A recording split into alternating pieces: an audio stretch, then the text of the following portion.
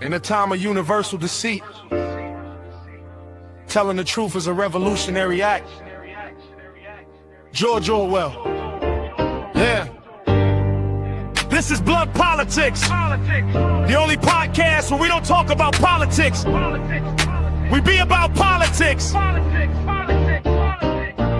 And our mission statement is to empower, educate, and encourage everyone to speak out against fascism. Speak out against injustice and fight for freedom and equality for everyone. This is Blood Politics, and we ain't stopping till they put us in the grave. We ain't gonna be quiet, and we ain't gonna be scared, and we ain't gonna go along with the crowd.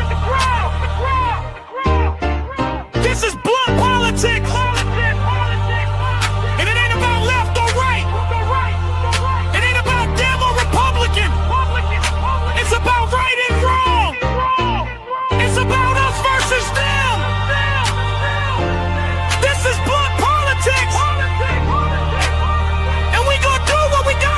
All right, guys, what's going on?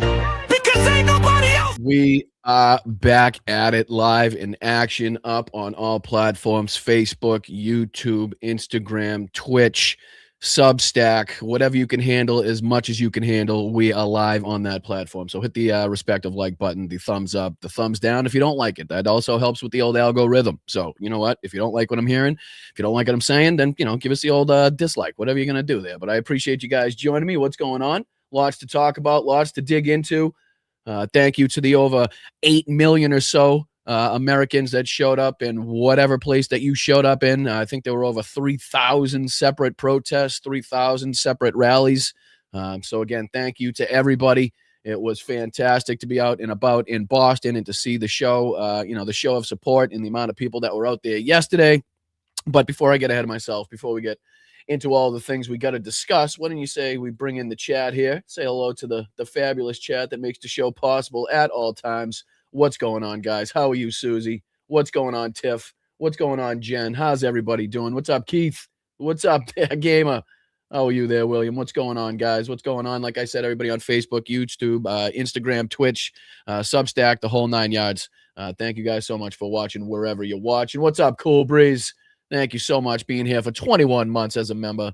Thank you for all that you guys do for this show. It really is appreciated. So Cool Breeze, thank you for starting it off today in the right way. Let's fucking go. What's going on, Nola? What's going on, guys? How are you? What's up, Peter? Good to see you guys as always. Good to see you. Oh, Corey, come on. Let's friggin' go. Corey's starting it off in the right direction as well with an enormous $20 super chat right off the start. Let's fucking go, Corey. Let's go. Yeah, it was great to see. So let me know if you guys were out and about yesterday. Let me know where you were, how it was, where, what state you were in, what the area was. So let me know, you know what I mean? I know there was a ton of people out yesterday. We got a ton to talk about, ton to get into. It's like if you don't dive into the news every single second of every single day, you got to try to play catch up the next day. So that's exactly what we're going to be doing. You know what I mean? We're going to be diving into the craziness of, the Houthis now getting involved in this war. Obviously, the attack in Saudi Arabia on the Prince Sultan Air Base. We got to discuss as well. Again, not the signs, not an example of, again, a military that has been completely eradicated. Again, we've been kind of diving on that as well. Plus, if I can, I want to pry open the cracks that have formed in like the MAGA commentary base. Because Jesus Christ, has that exploded, whether it's the Drewski video, we got a couple clips from Joe Rogan that the right is freaking out about. He's calling them all dorks. There's a couple clips from him that we're going to talk about. There's some footage coming out of the Charlie Kirk incident that is now stirring up the right as well. Candace Owens diving into that. Obviously, Candace Owens has her take on the Drewski video representing Erica Kirk as well. So, again, there's just infighting all the way around as it concerns the right-wing commentary, the right-wing podcaster base. So I wanted to continue to dive into that. Obviously, we got there's a couple clips from Sean Ryan and Joe Kent going around. Obviously, Joe Kent, the one that just resigned from the Trump administration from the counterterrorism.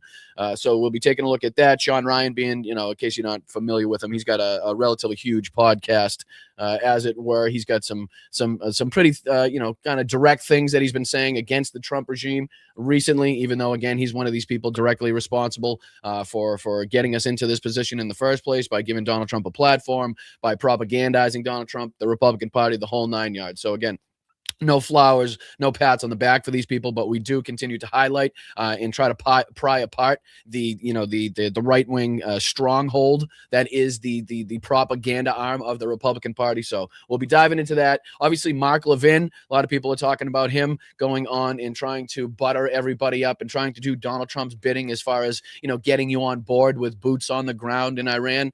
So we'll be taking a look at that clip as well. And then there are some Russian losses to get into. And then a couple videos I have detailing how the Ukrainians are continuing to hammer away at the Russian oil, trade, and then, trying to mitigate, obviously, the inflationary kind of aspects, and how the Russians were kind of making out like bandits as far as the price of oil is concerned, and their ability to kind of, sell that oil. So again, seeing Ukraine kind of hammer away at these oil refineries and their shipping capabilities and their ability to sell the oil, again, is doing a lot to mitigate kind of whatever benefit they were seeing. So again, smart moves by the Ukrainians. We'll dive into that later. All right. What do you say we get into, the first thing that I wanted to kind of dive into, which was thanking, again, everybody that showed up and showed out yesterday, no matter where you were.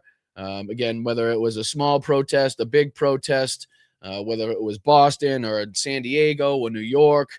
Again, there was a lot of people out there showing their displeasure. And again, I would say kind of the main theme that I was seeing yesterday, especially out in Boston. And I got to say, every time I travel to like the heart of the city, it just reminds me why I love this city so much. It's just fucking so beautiful. And the people are just so fucking amazing. It really is. Again, there was something like, as it says here, about 180,000 to 200,000 people in attendance.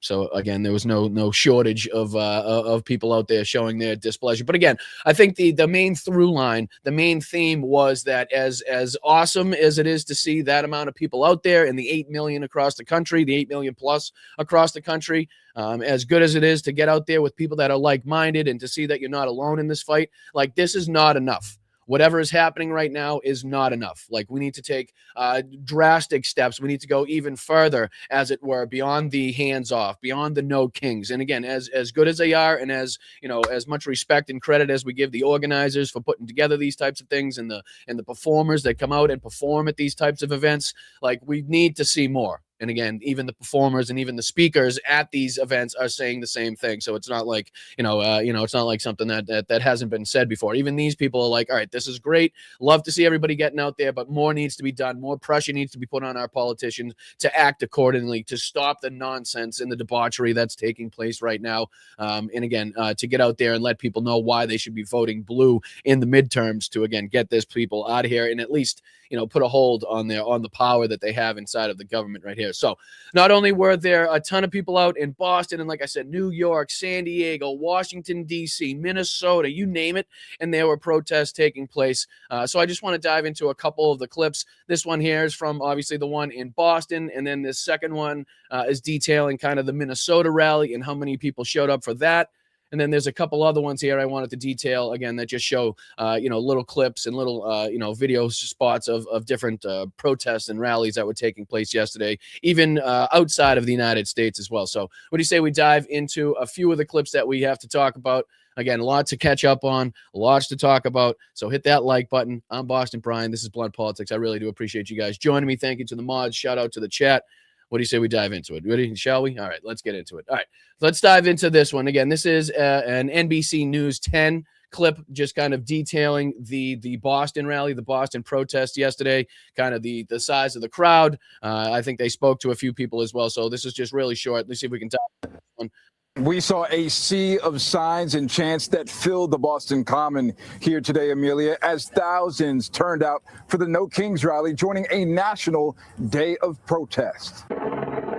Boston Common Look at that. filled with thousands today as a massive crowd gathered for what organizers called the No King. And again, I was just explaining to Tiff before we came on, like I wanted to go live. I wanted to see if we could kind of, get some video footage going as far as live shots were going. But, the amount of people there, the amount of Wi-Fi bouncing off each other, I think everybody was kind of having trouble using the internet. I did about the best I could to try to get an Instagram video posted that was about 30 seconds long. So I didn't really think it would be too beneficial to be on there if you couldn't hear me and everything was all frozen and choppy and stuff like that. So I got some footage. I took some pictures. I'll be putting some clips together. I'll be putting some shorts together. So I'll be sure to show you guys that. But again, it was very difficult because of the amount of people in there to try to get the phones and internet to work correctly. And again, I wasn't the only one having that trouble. But here you can see some of the fantastic people, the fantastic signs out there. Again, it was a little bit chilly. It was nice when the sun came out, but good to see people sticking through it, fighting through it, didn't give a shit about it, and they were going to show their support, for the opposition, show their support for the resistance, and again, their frustration and anger for what they've been seeing, whether it was, domestic policy inside the United States. Obviously, a lot of people frustrated and angry with the war going on with Iran now, and obviously the military actions that Donald Trump has been, kind of wielding on the world stage since in his second term. But we go on here, and again, the next one is about the Minnesota one. And then again, we'll talk about how even outside of the United States, there were people getting together to kind of show their displeasure, if it were. Rally. We don't follow the rules of a king, a narcissist, a tyrant. I feel anger that our country has turned into this mess, just a mess. And we got to get the message out. People from across Massachusetts and beyond showing up, saying I was next to that guy yesterday, and the guy playing, I'm not sure what the name of the instrument is, forgive me, but he was banging away on that thing pretty well. People were loving that. I was actually standing right next to that guy at one point. Standing up for democracy and pushing back against what they see as government overreach. We've come to some things in the past, but not something of this scale before. So I was, and this guy was saying, I don't totally know what to expect. I'm despondent about the environment. And again, that's another good thing. I mean, to see the amount of people there is one thing, but to see the diversity of people there was another and is another. Obviously, I think this is what the third No Kings, if I'm not mistaken. So to see not only the elderly out there, but obviously kids out there and everybody in between and every color and every shade that you could possibly think of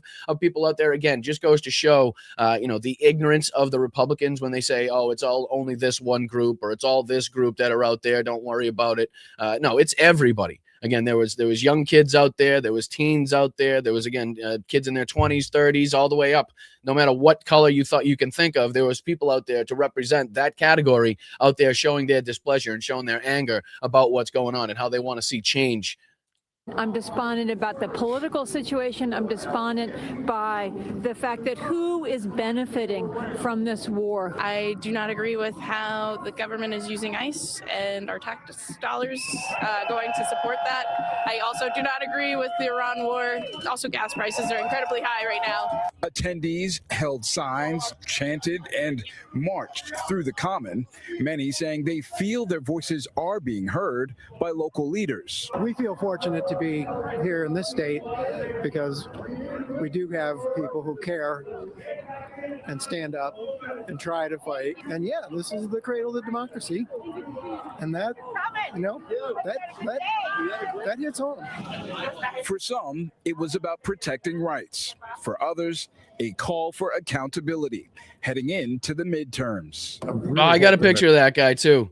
This guy was kind of the hit. Let me see if I can rewind just a second. Yeah, this guy here with the Trump face. For accountability heading into the King Bone Spur. I don't know what he's holding there. I don't know if that's a crutch, if he's supposed to be holding there or what. I'm assuming it's a crutch. But again, that guy was another fan favorite.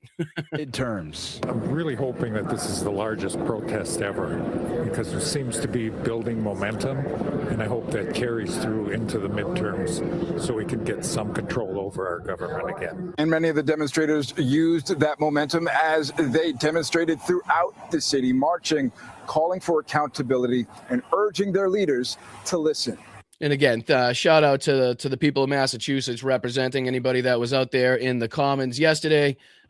Great to see the amount of people out there again with signs and bullhorns and marching through the city and the unions that were out there and the amount of tents that were kind of utilizing and highlighting the different organizations and different agencies around this city that are meant to help people and that people can utilize if you're in need. So again, it was really well done. Shout out to the people that put it together. Shout out to the performers that make it possible and draw the attention to it even further. Shout out to the Dropkick Murphys again for the for their performance and the things that they were saying on stage as well.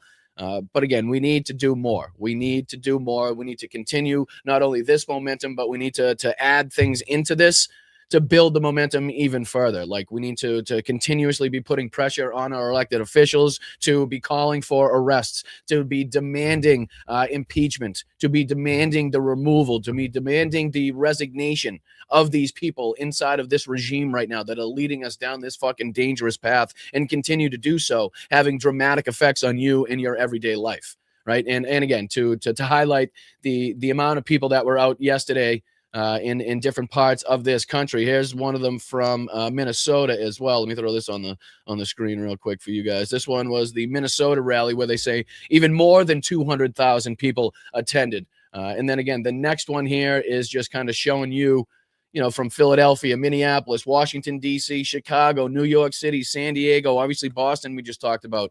And then the next clip we got to show here is outside of the United States. I mean, this is footage from London. This is from Call to Activism here. The protest has gone global. A massive number of protesters have gathered in London, England to join in solidarity with the No King's Day protest. Today, we stand with our friends in the UK. We'll take a look at that short clip right after this. But again, this is the Minnesota rally. And look how many people are at this one. With protests across the country today against the Trump administration, the No Kings rally in St. Paul served as the flagship demonstration. Thanks for joining us. I'm Derek James. The State Patrol estimated 100,000 people at today's rally. Organizers claim it was higher, with 200,000 flooding into St. Paul, making it the largest single-day nonviolent protest in modern U.S. history. Let's go. And again, shout out to the people of Minnesota. Obviously, there was no question whether or not that they were going to get out and be showing up in force, considering what's been happening in their state recently. But again, this is not the only place. All over the country, I think like the number was over 3,000 different protests throughout the country. Like I said, over 170 in Massachusetts alone, just to kind of give you an idea of how many there were throughout the region and throughout the country. So again, like I said, even this one goes to show you, this is obviously different shots from Minnesota, Philadelphia, Washington, D.C., and you can see the crowds, right? And as good as it is, we continue to say, as good as it is to see all of these people out there and to see that you're not alone and, that we're showing the world that we don't stand with this regime or anything that it stands for or anything that it's undertaken. We need to continue to get more people into the streets. We need to continue to disrupt even further, to show the resistance, to show the opposition, and to put pressure again on the elected officials that we put into place, put into power, to make sure that they're doing the right thing and calling for the right things. Because that's the only way that we're going to get out of this. It's not going to be easy. It's not going to be, a quick cut, like overnight change. And that's and I know a lot of people have frustrations with a lot of these protests. I won't say a lot, but some people have frustrations because you don't see like that immediate result. But it is hugely beneficial in so many other ways and so many other aspects. Again, just the show of camaraderie. Again, the different organizations that get their name out there, the different people that now get to see these different organizations and maybe be able to utilize them.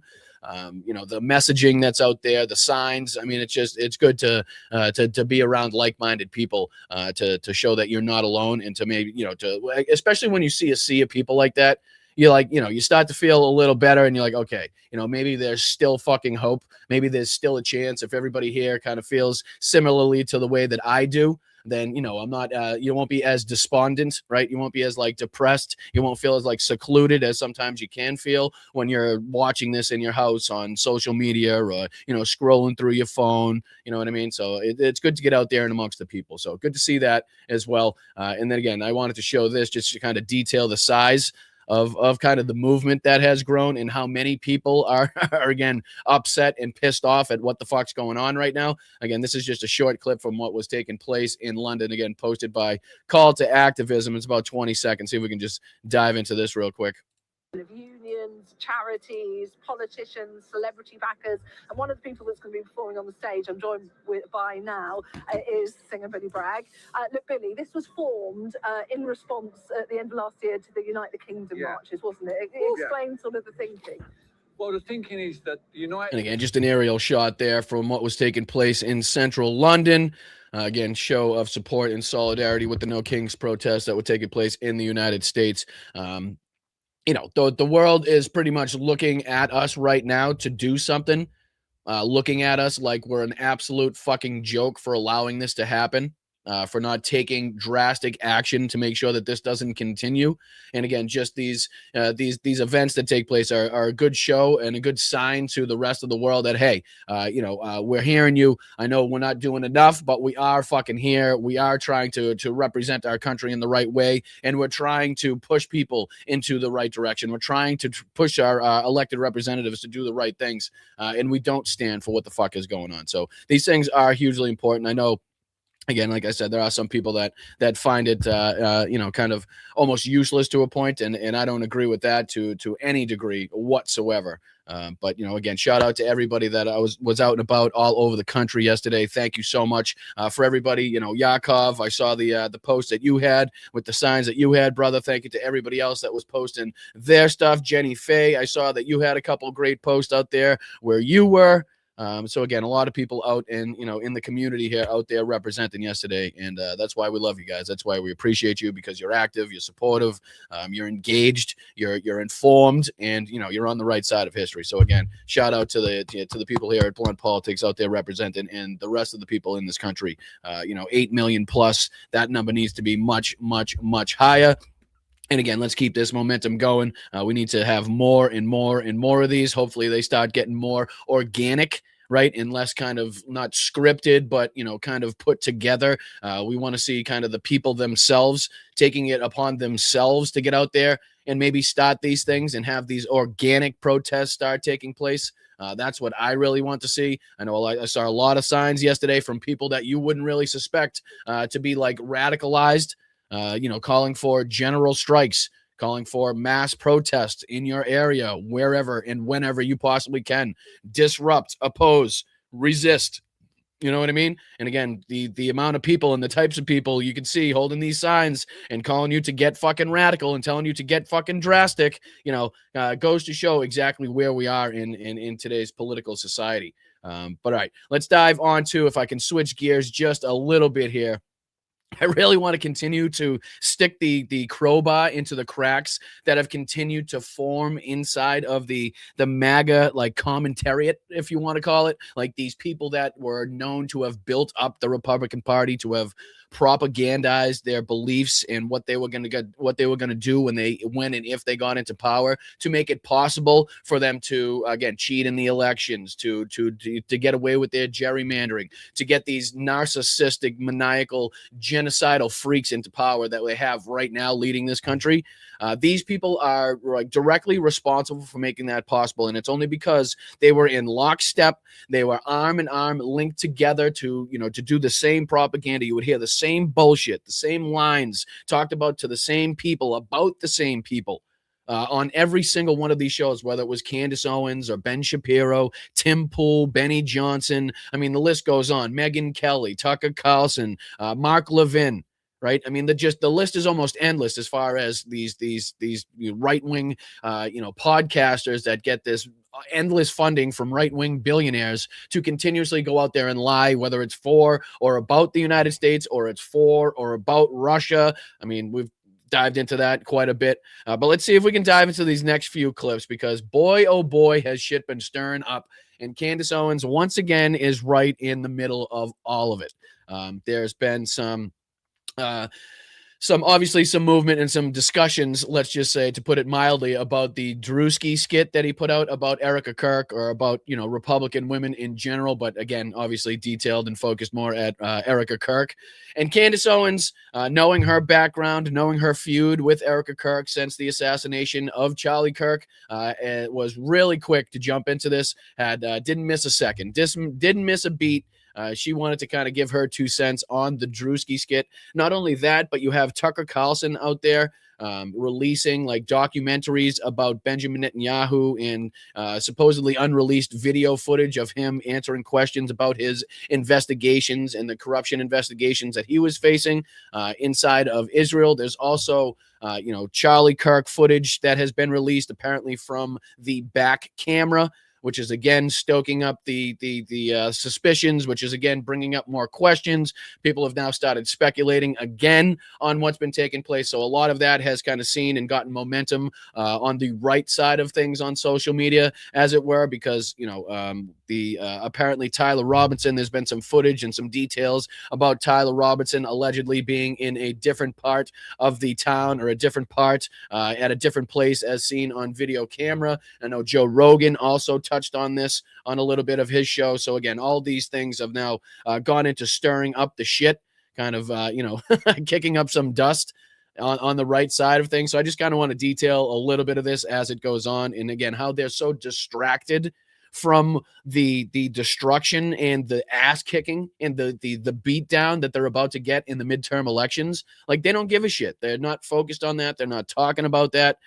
They're basically out there fighting with each other, trying to vie for that like top spot. And again, this is like, it's very Nazi and Hitler-esque, right? The way that people are trying to vie for like proximity to power, right? Like there's really no like command structure. Everybody just kind of tries to go around everybody's back. Everybody's stabbing each other in the back, trying to get to the next level, right? Trying to find dirt on the next person to bring that up, much like in the Nazi hierarchy that was always taking place, whether it was, Heinrich Himmler trying to, pinpoint a bunch of his, underlings or people he despised as being gay, right? We all know what the story was, and the history is behind the SA and the Night of the Long Knives. We can see the different military leaders that were leading the military and the army before Hitler, and how he got them removed, or how he got them to step down with different allegations. So again, this is very Nazi, fascist, Hitler-esque, the way that this kind of is breaking down now.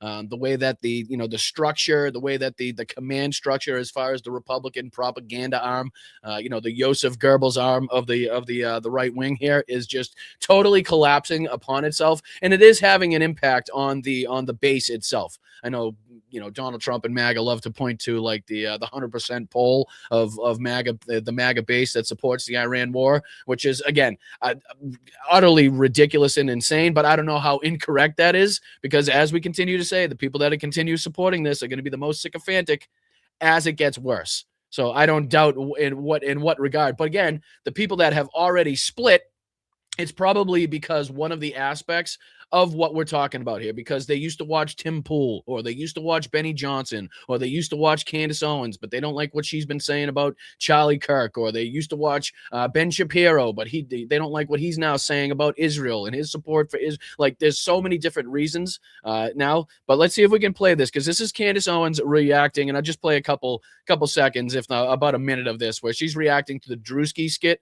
And again, this is causing, ridiculous right-wing reactions to it, and people are pissed off and calling her out and saying it's demeaning to Erica Kirk again. But again, knowing their history, they're back and forth, and that supposed meeting that happened when they, they hashed everything out, and then immediately it went back to being like contentious. Like, this is right in line with what the fuck you thought was going to happen. You knew Candace was going to have a take on this. So again, let's see if we can just play 30 seconds of this despicable human being used against the MAGA base to highlight and show you just kind of the split that has been seen recently. And again, this goes as far as like Piers Morgan. This goes as far as, like we've mentioned, Tucker Carlson a couple times. This has gotten pretty deep now. This is getting pretty deep, to the point where I think even Too Lazy to Try. We've played a couple of his videos. He's the one where he uses George Costanza when he speaks, which is hilarious. I find utterly hilarious. But even he's just dropped a new video, a recent video detailing kind of the MAGA civil war as it pertains to, again, the media figures, the prominent media figures that you think about when you think Republicans, GOP, the right side of things. So again, here's Candace just reacting to the Drewski skit. The Drewski skit, again, if you're not familiar with it, is the recent social media sensation going around detailing and kind of mocking the way that Republican women act in this country, but more definitely focused on Erica Kirk herself. So again, that's the one that kind of threw the right wing for a tizzy, and they're still up in arms about, the same people that said, don't be a snowflake, don't get upset about comedy, right? All's fair in love and war and comedy and all this shit that they continue to say. But now they continue to show themselves as being the biggest snowflakes on the fucking planet. Every single time they out themselves as being the most fucking, victim-like, right? The biggest fucking pussies on the planet are these snowflakes on the right. And again, here's Candace Owen reacting to the Drewski skit. And then there's a couple more I want to detail as well. There's another one here from Rogan that's stirring up the pot. And then I think we actually have a couple from Rogan here, if I'm not mistaken. Yeah, we actually have Tim Pool covering Joe Rogan as well. So we got like a double dip of douchebags here. Yeah, triple dip of douchebags if you add in Candace Owen. So fuck, we hit for the cycle almost. We're going for the hat trick. Hit that like button, because only on Blunt Politics you're going to see the hat trick here, the double dip of douchebags. I should put that on a t-shirt. Holy shit. All right, let's get into it. Here's Candace and her reaction just real quick on the Drewski skit. And it's, again, probably exactly what you'd expect. And no, it's not on the side of Erica Kirk. All right, let's check it out. People recognize all across the world that something's not right with Erica Kirk. And your best guess, if you were, just trying to extend the most rope to her, you would say maybe she didn't love him. Maybe she just didn't love him. She didn't even like the guy. They're fighting in the end, and that's why she's just like, okay, whatever, I don't care. We were on the rocks or something like that. But even if you were a friend of his, you'd be reacting differently. Everything's wrong. And that is why comedians have picked it up. Comedians like Tim Dillon, comedians like Joe Rogan, and like Drewski, who has dropped an absolute viral video kind of mocking more broadly conservative women.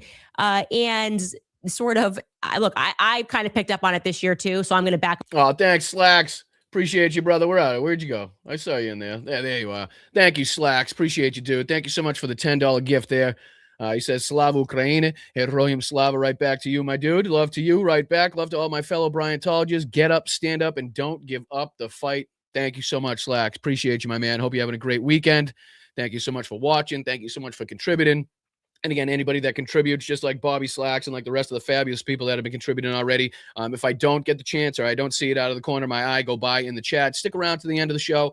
We always set aside time to make sure we go through all the super chats, all the Venmos, anybody that contributes, and give them a shout out and, give us the show our appreciation, I should say, for the support that you guys show the channel. So again, Venmo up in the corner, quickest and most direct way to get your support to the channel. You can sign up for YouTube membership just underneath me, patreon.com/Boston Brian. 3 great, levels on that. We're doing a whole revamp of the Patreon. So check that out as well. And then also you can check out bostonbrian.com and the Blunt Politics merch shop, which we have just relaunched.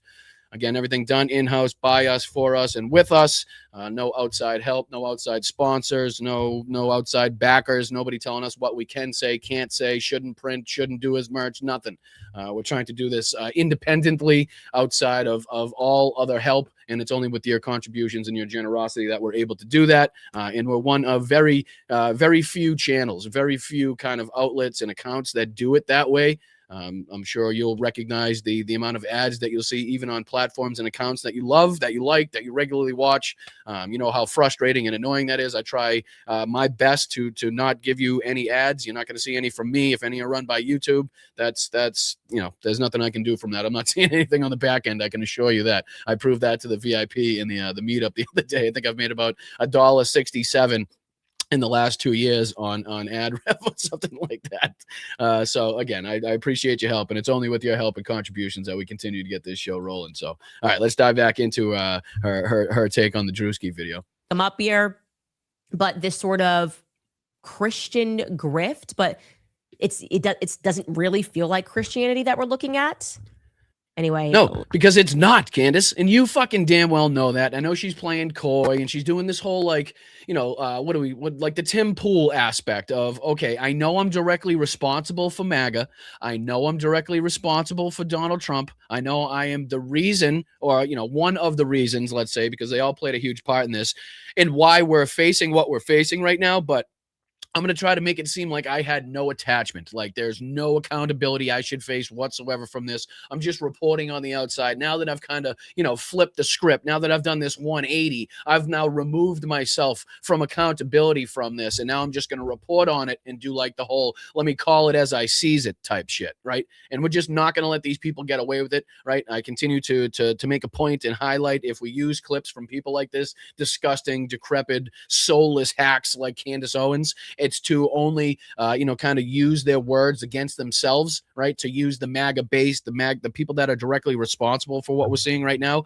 And now how they've all of a sudden come to see the light against the other assholes in the base that still support it. So I want to make that very clear. If we're showing, the Tim Pools and the Candace Owens and the Joe Rogans, as you'll see, the people, the Marjorie Taylor Greens, the people that have come out in some way, shape, or form, come out against the Trump regime about, this, that, or the other thing. It's not because, we're willing to accept these people, or we're now willing to say, oh, these people have changed, or, forget what they voted for or what they're responsible for. No, absolutely fucking not. We use it because it's their side going against their side, and it's politically beneficial to us to highlight this fucking rift that's going on, and kind of the, the dissolving of the, the strength of the fucking propaganda wing of the Republican Party, and why they're now facing and seeing the results in the special elections all over the fucking country that they're now seeing, to the point where even Mara fucking Lago has has a Democratic representative. Okay. So I'm just, that should be a quick, that's a swift kick in the dick to the GOP, if you ask me. But again, we go on. Let me not do him. It would be a total lack of justice for me to try to explain to you the video. I'm sure you've seen it. It's been everywhere. Here is Drewski mocking conservative women, namely Erica Kirk. Get on your feet, boy! And again, we played the video the other day on the show, so I'm just going to scroll ahead here to where she reacts to the end of it, and then we'll jump on to the rest of these clips. I'll play the end of it here. We have to protect all men in America, especially all white men in America. So good. Those are the boys that we care about in this country. America is built on their backs. Yes. Because they are the ones who matter most. Okay, that black guy didn't say a single word, and so just takes away the entire scene. Just perfect faces that he's making behind him. This is how everybody's feeling. Everybody, for the first time, it's not left or right. It's like everyone's united in feeling this. It feels fake. It feels wrong. It's Tim Dillon called it out early. It feels like they just want our money, and they're just going to keep saying the Lord and God and God and the Lord, so we can't question things. So again, as you can see here, Candace Owens clearly in support, in favor of, and found it utterly hilarious, Drewski's video there, which is again pissing off the right wing, pissing off the GOP to no end. They're ready to get out there with fucking axes and pitchforks as far as Candace is concerned, because of her commentary, because of her, continuous focus on Erica Kirk, her continuous focus on Charlie Kirk, the assassination, the investigation, obviously, again, with the new release of the, I'm not sure what day it came out, but the somewhat new release of the background footage of Charlie Kirk's assassination. There's been further speculation. There's been other footage that I've seen actually come out, which kind of details and kind of focuses in on his lapel mic even further. Again, the story surrounding that, and kind of the science and the evidence coming from that, again, somewhat adds up in my head. As far as, the second we saw it here, we talked about, and we're not going to get too deep into it. We're not going to show you any of the footage or anything like that, so don't worry. But, when we first saw it, or I'll speak for myself, when I first saw it, instantly it didn't make sense right off the fucking bat. It did not make sense. My first thought was, okay, that looks a lot like an exit wound and not an entry wound. And again, I'm no military specialist, I'm no gun nut, right? A 2A loving American, definitely, but no, by no instance, by no means an expert. But even my kind of even my brain first went to, that doesn't look right, something doesn't seem right. And again, the questions have persisted, have continued, whether it was, the rifle being found intact or the video footage not adding up. There's been a few other videos put out about different searches that were done both inside of the United States and Israel prior to that, and they were detailing the addresses in and around the area where the gun was found and where the Ring camera footage picked up Tyler Robinson walking by where he was doing the limp, where it definitely looked like he had a gun down his pants or something like that. So there's a bunch of new things coming out there that have kind of re-sparked the debate on Charlie Kirk, his assassination, the investigation going on to that as well. So that's another way in which kind of the dust has been kicked up, and how the MAGA base and the MAGA commentary are going at each other, trying to, figure out who's right about that and to push people down that are kind of spewing these different conspiracy theories. Here's another video. Here's another clip that people are discussing. Joe Rogan, another idiot, another moron that's directly responsible for getting us into the position that we're in right now, directly used his platform not only to lie about Democrats and its policies and the politicians that were running, but to also give Donald Trump a platform and to lie on behalf and to defend him. So again, no flowers, no respect, no credit, no empathy, no sympathy for these assholes that somehow are now recognizing that they're surrounded by a bunch of fucking losers in that MAGA cult in the fucking Republican Party. So absolutely nothing, because this guy flip-flops every single day on certain shit, right when you think and right when people start suspecting, oh, is Joe Rogan coming out of the fog now? Is he starting to see the light? He says something even fucking stupider and more propagandistic than the last fucking show. So bye-bye with this guy. He's now fucking, he's peaced out. All right. Okay. No mas, no more. Solo. He's now flying fucking out and out of space somewhere. And again, if he happens to, like a broken clock, be right once or twice a day, you know what I mean? Don't think that he's all of a sudden made this turn and he's like, flipping back and coming back to his senses. But here's another clip that the right is freaking out about. I think this is the one where he's talking about Charlie Kirk's assassination, if I'm not mistaken. And then we also have here Tim Pool in our next clip talking about how Joe Rogan said that MAGA is full of a bunch of dorks. So again, another reason why the right is freaking out. It's just they get a lot to freak out about nowadays. They really do. Not much is going right as far as what they promised or what they were promised, and then what they subsequently promised other people based on the promises that they were promised. So again, they don't have much to go off right now. Don't have much to go off. Not much positivity flowing around the scenes as far as the MAGA cult is concerned. So again, here's another one of these clips detailing that. This is Charlie Kirk. This is Joe Rogan, I believe, speaking about the new information, or at least his take on the Charlie Kirk assassination. Let me see if I can throw this on the screen here. The Kirk thing's weird because now there's video footage from behind. The round that he was shot with was a 30-06, which is a big round. That's a round that you kill a moose with. And it doesn't even have an exit wound. Right. It don't make no sense. It makes zero sense. Like, we haven't seen that guy, the guy who loves furries, who supposedly killed Charlie Kirk. We haven't seen him talk. He hasn't said he did it. He hasn't said he didn't do it. There's no independent video of him talking about it. Yeah. And then there was footage of him like at a yogurt shop, right, like way across town, like 20 minutes later. The whole thing is like super sus. So again, that's what's the other guy's name there? What's that guy's name? Mark Normand or something like that. I forget now. I'm not really too familiar with his guest there, but this is again stirring up the conversation, stirring up the conspiracies once again, stirring up the talk over there on the right wing about what is really going on, what the lies are that they've been told, what isn't adding up, what doesn't match up.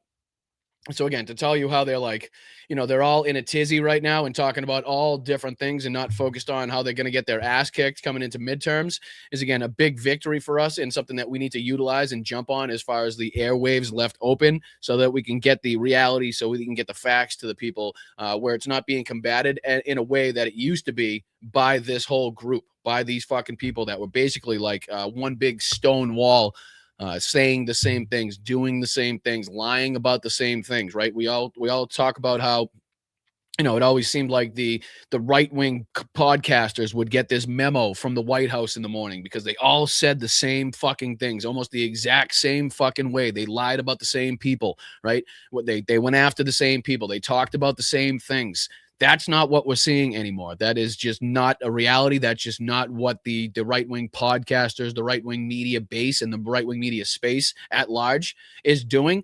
Like, you still have the Fox Newses and the OANs and the fucking RSBNs and the Newsmaxes out there doing their work. But these people are hugely influential by themselves, right? We talk about, Trump on Theo Vaughn's podcast, on Joe Rogan's podcast, on the different podcasts that he went up to, and how that was a benefit to him in the lead up to the election, and how these people, again, utilized that platform, whether it was, what's the other one there with the kid with the mustache and the Hitler hat, Hitler haircut. The fuck's his name there? I forget his name. It's not important anyway. But those assholes that had them on the podcast, these really big and prominent podcasts that asked them no tough questions. There was no pushback. They took all the dumb, ridiculous answers that they were fed and they just kind of left it there, right? They didn't fucking dive into any of the allegations or any of the criminality, any of the corruption, any of the fraud, none of that. So again, directly being responsible for propagandizing the people that listen to these podcasts to make them think that, this guy was way better than any other choice out there. You couldn't possibly vote for a black woman over this guy, right? After what we've heard, after all of these great answers and great promises that you have just been told, like, no way. So again, no flowers or anything to these people, but this is him talking about, Charlie Kirk and the recent footage to come out from behind. Everybody's now, diving into it like they do on the internet. The internet sleuths are doing the zooms and trying to figure out. There's a shot of either his necklace, or I'm not sure if they've really confirmed what it is yet, but it's either a necklace or an earpiece or something that you can see kind of coming off of Charlie's neck from the footage from behind. And again, a lot of people now suspecting and talking about the lapel mic that he had on. There was now a zoomed in shot of that. Take it with a grain of salt, whatever you want to take it with about that. But it does kind of seemingly match up, or would match up again with the exit wound being on the other side, and kind of the flapping up of the shirt.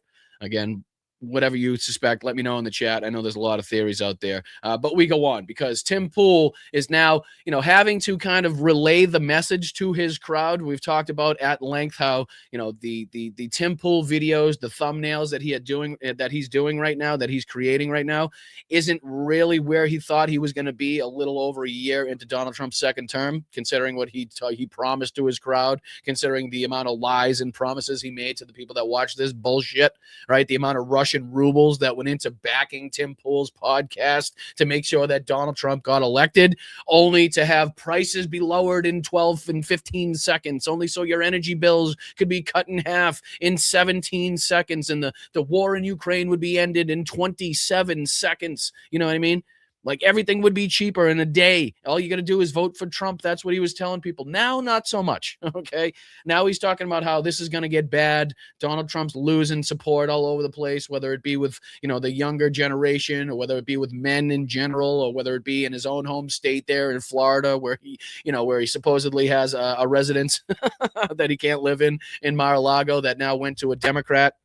Whatever he's talking about, the devastation and the destabilization coming from the war in Iran, in the Middle East.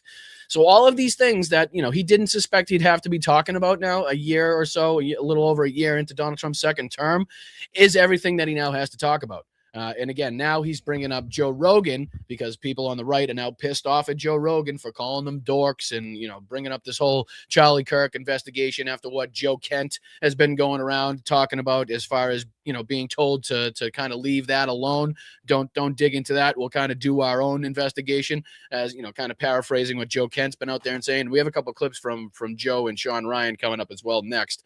So stay tuned with us there. But yeah, here's Tim Pool, Dim Fool, having to relay the message to his base that Joe Rogan now thinks that they're all a bunch of dorks, and he's trying to spin this in a way where he's like, oh, Joe Rogan didn't say that you're all dorks. He said that there were just some dorks, and that we kind of have to put up with them. So this is him trying to, ease everybody back into liking Joe Rogan and trying to soften the blow of Joe Rogan. Everybody's, the right wing's favorite fucking podcaster out there now calling them all dorks, right? And again, this now takes Tim Pool over 5 minutes to get into the clip. Listen to the bullshit and the explanation and the fucking, the rewriting of history he tries to do. And like I said, it's over 5 minutes into this clip, which is only 27 minutes long. 27 minutes on Joe Rogan calling MAGA dorks is spot on. That's great, Tim. That's fantastic. Slow news day. Anyway, he says, this is titled, He Actually Said It. And this is, again, Tim Pool not liking that Joe Rogan called MAGA a bunch of dorks and having to kind of soften the blow and make it seem like he wasn't talking about everybody. He wasn't talking about me. No, he was, Tim. Specifically, probably talking about people like you. All right, here's Tim Pool. No, Joe Rogan did not say all of MAGA are... Just as it were, a shout out to the 420 people watching. 420, shout out. Let's go. Dorks. He did slam the MAGA dorks. And he said that there are many people in MAGA, a lot of dorks. And Did you hear that little distinction that he tries to make there? He didn't say that you're all dorks, right? You're not all fucking losers and pathetic hacks that nobody wants to hang out with or spend any time with and should be ostracized from society. Like, it's not all of you guys, but it's a lot of you guys, right? He wasn't speaking about the whole base being like degenerate fucking losers that couldn't fucking get a woman and has probably never felt the touch of a female in their entire life. No, he wasn't talking about all of you, just the majority of you guys. Not say all of MAGA are dorks. He did slam the MAGA dorks. And he said that there are many people in MAGA, a lot of dorks, and the genuine patriots have to tolerate them. Yeah. Now, what I see here is, of course... Now, what side do you fall on, Tim? Because you like to say you're independent, you like to say you're in the middle, but are you also considering yourself one of those, like, down-to-earth American patriots that isn't a dork? I'm sorry, are you removing yourself from the dork category, Tim? Because I'm pretty sure your ass is fucking firmly planted, forever cemented into that dork category, regardless of how much money's in your bank account, regardless of how many times you lie about people trying to, shoot at your property, regardless of how many fucking Russian rubles you take, or how many fucking, Kremlin-backed propaganda fucking plans and ploys you're a part of. It doesn't matter. You're still going to be a dork that continuously wears a winter hat, a winter beanie all day long, 24/7, because he's too embarrassed of the fucking bald head that's hiding underneath. So you're, again, always going to be a dork, Tim. Cycle where everybody wants to put words in Joe's mouth because he represents the independents. And the truth be told is that independents are breaking away from Trump. Trump is enjoying massive support from Republicans, namely those who view themselves. So again, let's just kind of let's see if we can recap, because just in the last couple of clips that we've shown from Tim Pool, we've talked about how he's lost support of women. We've talked about how he's lost support of what he said was Gen Z. We've talked about how Trump has lost support of men in general. We've talked about how he lost support in the race and the person that he kind of sponsored, the person that he backed in the race that Mar-a-Lago is encompassed in. Like, all of these that we've talked about, how he's basically losing in as far as the negotiations that he's having with himself, that he says he's having with Iran. But then he's like, this whole thing is insane on so many levels. But we've kind of, in just the last few clips that we've played from Tim Pool, which isn't a ton, right? Which isn't a ton. We've detailed, and he's been talking about all of these things. Like, that's not a good look, right? Like, this is all bad for you and what you wanted to see happen. But he continues to be like, la-di-da, like, I'm on the outside, I'm an independent, I'm just reporting on this like a reporter, like I don't matter, and I didn't take Kremlin back money to get this guy elected. Like, no, we're not gonna forget, Tim. People don't forget. As MAGA Republicans. However, support among general Republicans is down according to all of the polls. Once again, so now it's general Republicans in general. Right. So we've gotten even worse now, beyond women, beyond men, beyond Gen Z, beyond, the county in Florida that encompasses Mar-a-Lago, beyond all that. Now it's just Republicans in general. So again, to show you how things are going so well for Tim Pool and the candidate that he was desperate to get into office, look no further than his thumbnails and what he's talking about. And again, we don't have to dive into too much of this. Again, I'll show you here. I think it's about 5 minutes in, maybe even further. Let me see here. Yeah, it's about 4 or 5 minutes in before he even starts to play this clip. Let me see. Completely honest with you guys. Why is it? Let me see. I think it's right. Yeah, he starts playing it right here. So 5 minutes and 22 seconds into this clip is the first time he actually plays Joe Rogan's statements because he has to kind of like butter his audience up before that. He has to kind of like, soften the blow, as it were, before he plays it. And he has to do 5 minutes of bullshit before he plays the clip in order to get that done, or to try to get that done. But here's the clip that he plays by Joe Rogan calling MAGA a bunch of dorks. That phrase sucks. Here's the thing. Like, phrase. Celebrities are paid. Well, I wish that wasn't the case. That's dumb. Why do people follow that? That's the reality, though. That's why celebrities are paid to make endorsements of products and politicians. Here's the clip. The phrase "Make America Great Again." I don't care. Then but fine. If that phrase sucks. Here's the thing. Like, first of all, America is great. Make America greater, I'm down. But make America great again, and then it becomes a movement of a bunch of fucking dorks, because a lot of them are dorks. A lot of them, these really weird, fucking uninteresting, unintelligent people that have got something they cling to. And there's a lot of people that are just real, genuine patriots. And they're all lumped into this one group, and you got to accept the dorks too. Fuck. He's right. He's right. And again, Tim proving on the spot why he's considered one of those fucking dorks, I guarantee you, by people like Joe Rogan, right? This maniacal, ridiculous laugh showing off Tim's little fucking baby teeth he's still got kicking around in that demented little fucking face of his, right? Look at that disgusting little fucking, look at that mug he's got on there, right? No, that hat does not take the focus off your little children teeth, Tim, okay?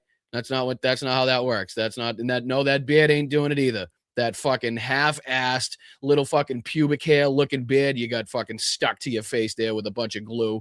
Look at that despicable looking fucking thing. Jesus Christ almighty. Anyway, Tim Pool again in real time, doing all the investigating, the investigatory work that you need to depict him as one of the dorks that Joe Rogan is talking about here. Jesus H Christ. But he loves to laugh like this. This is what I'm talking about. He's laughing like this to kind of show that he's on the outside. Like he wants to laugh about this like he's not one of the people that Joe Rogan's talking about, when he absolutely is. Like the people that fucking Joe Rogan wouldn't piss on if he was on fire. Really? You know what I mean? It's like, these are the people that he's talking about. Like, I don't want to fucking hang out with a Tim Pool. Like, we're forced to deal with these dorks. Like, do you hear his laugh? Look at his beard. Look at his hat. Look at his teeth. I mean, come on. Come on. No. We ain't doing it like that.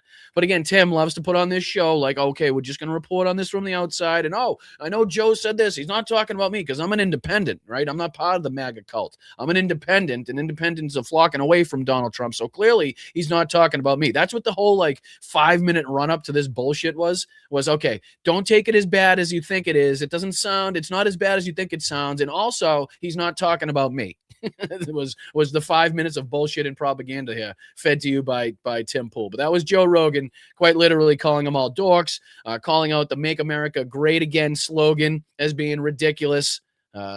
Just, another broken clock moment apparently from Joe Rogan in that regard, because again, as much as people want to try to give him credit and say, oh, he's on his way back into reality. Nope. Not buying it, not having it. He's gone and has been gone, ladies and gentlemen. And all right, that brings us to kind of this conversation that I wanted to talk about as well, because this was Joe Kent on with Sean Ryan, and they're speaking more about the Iran and Karg Island, or the alleged or potential Karg Island invasion as far as this is concerned. But Joe Kent obviously in the news as far as the Charlie Kirk assassination is going as well, which is again going to add fuel to the fire that we've been continuously talking about as far as the propaganda artist on the right wing. So a lot of ways in which Joe Kent has again kicked up the dust, whether that be about the lies that were being told by the government, whether that be about the Israeli control over our government, whether it be about Charlie Kirk's assassination,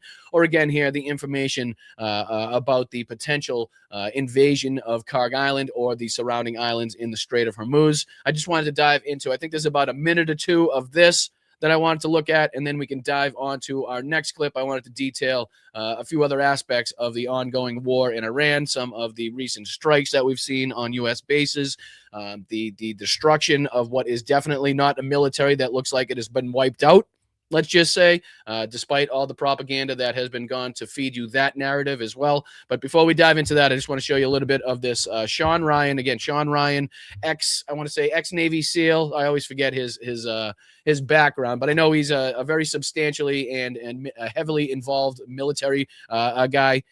So, has insight in an ex-Navy SEAL, also worked for the CIA for a point there.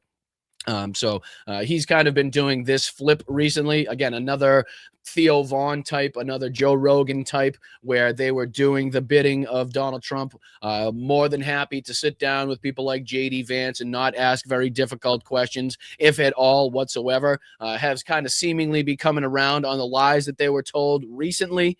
As far as obviously the No New Wars, the Epstein files has been a huge, kind of sticking point for Sean Ryan. So we've played a few clips where he's called out the Trump regime recently. And again, this is just another one where he's kind of, on that same line where he's not very happy with the lies he's been told. And again, not kind of recognizing at the same point how he's directly responsible to some degree for exactly the position that we're in right now. Thank you, Yvonne. I see you in the chat. Thank you, beautiful. What Tim Pool tried to pass off as a beard we call bum fluff in the UK.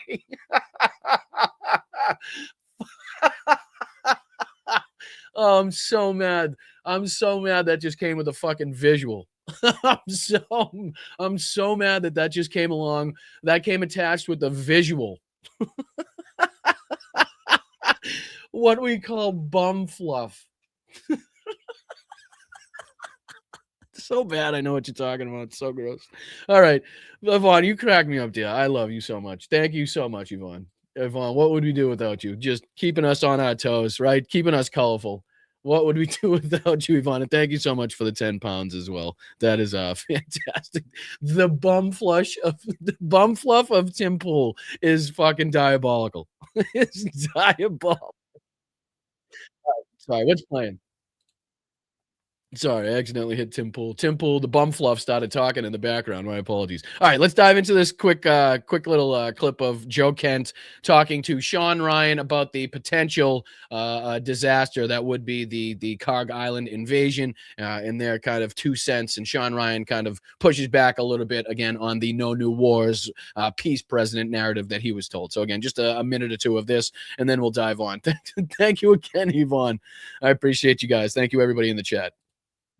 A lot of those talking heads, coincidentally, not so coincidentally, a lot of them were the same people who talked us into the Iraq war, convinced them how quick and easy this would be. But I mean, to your point, I think if he took some more advice from Vice President. And again, remember the narrative that everybody was coming out and saying like, oh, everybody that told Donald Trump what to expect was probably fired, and you can be sure that the generals were kind of warning him about this. Well, doesn't really seem like from the people that were on the inside at the time that was what was going on.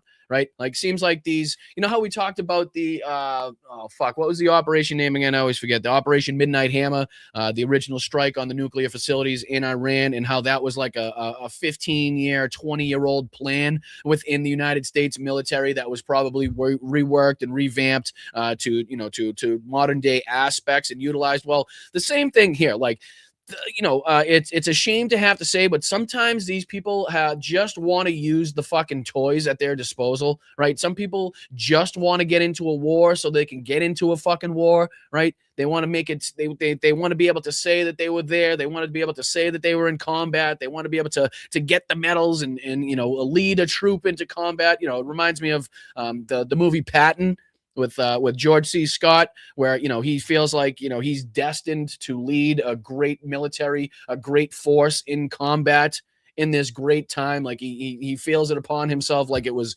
destined for him to do that. Like, I feel like the same kind of mindset still lives within some of these military leaders that are still kicking, that Donald Trump kept around or installed himself. Like, they just want to use these fucking big boy toys. They just want to use the planes and the bombs and the fucking guns that they have at their disposal, and they don't care what that means as far as, detriment to the world economy or detriment to the United States citizenry. They just want to do that. I'm not saying all of them. I'm not saying everybody, obviously. And again, it was brought up a lot yesterday that, people in the military should absolutely start looking into the conscientious objector status. Again, you're not required to. And again, it's illegal for you to follow illegal orders.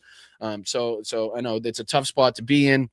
It really is. But, just to kind of throw that out there. But you know, these kind of things that we continuously talk about as far as being led into this by Israel, as far as the detriment to the citizenry here. Like, you know, it doesn't seem like these people were really like, you know, advising the president against this at all. Seems like that they were like, okay, this is going to be really quick, really easy. Don't worry about any retaliation. Don't worry about them striking our U.S. bases or, you know, allies in the region. That would never happen. You know what I mean? And whether that was Donald Trump, you know, just having the people around him that would tell him that, or again, it was just people around him telling him that in general, I don't think really matters, because it all goes to the same end. We're now in the same position, regardless of whatever, you know, got us there, whatever led us to the situation. From DNI Gabbard and their teams, I think we'd be in a much better spot, and I think we'd be able to carve our way out of this mess. Man, wow. How many troops do we have over there right now waiting? Is it 2,500 Marines on you? I don't know. I mean, I see what you see on the news. I'm disconnected from all that. How many has Israel sent? Far less than us. Most of their military operations are taking place in Lebanon. They're doing a lot of air support and power projection via air, which is heavily funded by us. Oh, and speaking of, you know, Israel in Lebanon, I have a report here that we'll be talking about where the IDF, the Israeli military, has just killed 3 journalists covering the Iran war in Lebanon. That's coming out from the AP and other reliable sources as far as that's concerned out of Beirut. So we'll be diving into that. There's a quick video kind of detailing that, talking about that in a little bit coming up in the show as well. So, you know, just to kind of touch base on kind of the destruction and the ongoing escalations that we've been seeing, and like the continued same thing over and over again that we've warned about as far as the Israeli military wanting to turn Lebanon into the next Gaza. You know, we're starting to see the same things, you know, the human life being disregarded, journalists, you know, targeted, innocent civilians targeted, the same things that we've told you about, that the you know, the Israeli fucking leaders have told you they want to enact there, is exactly what we're now seeing. Right. So, again, to detail how this has gotten way out of control and out of the hands of Donald Trump, and he no longer has the ability to put this back in the tube, to make this stop. And we could never in a million years trust that even if the United States did pull out of this, stop all actions right now, that Israel would follow suit, considering that, you know, Benjamin Netanyahu is doing this to keep himself in power, to help him stop, you know, to help not face accountability for the crimes he's committed in Israel. And obviously on the international stage, as far as being a war criminal, Donald Trump doing it to keep the attention away from, you know, the Donald Trump files that has a few mentions of Jeffrey Epstein in and around it. So, again, these 2 fucking maniacal genocidal freaks that are now leading these 2 nations to destruction, basically. Both have their reasons, both have their individual goals, which is why we consistently see the 2 not being lined up as far as rhetoric, not being lined up as far as targets that they want to go after, right? You've heard Donald Trump talk about, you know, whoever we're speaking with, I don't want to come out and tell you who it is because we're afraid that Israel might kill them. Well, that doesn't tell me that you guys are on the same fucking page, right? That doesn't tell me that you guys have the same intents, goals, intelligence, right? Beliefs, whatever the fuck you want to call it. Doesn't seem to me like you 2 are on the same page. Seems like that they have independent goals, independent thoughts, and independent fucking targets, and we're just kind of along for the ride, trying to excuse them or defend them or kind of quell them or mitigate them to the best of our ability. At this rate, right? I mean, it's fucking out of control, the amount of power and the amount of like the deception involved as far as trying to get us to believe that the goals are aligned as far as Israel and the United States. The fuck they are. I can tell you that much. The fuck they are. About sending ground force? If they could, it'd be tiny. They just don't have, I mean, Israel, so we'll do it. So we would have to do it. 100%. Okay. I mean, so we'll do it for them. They could do a and you can hear the sarcasm in Sean Ryan's voice where he's like, oh, you're telling me that Israel won't send their own troops, and if something does happen, it would have to be U.S. forces basically fighting on behalf of Israel.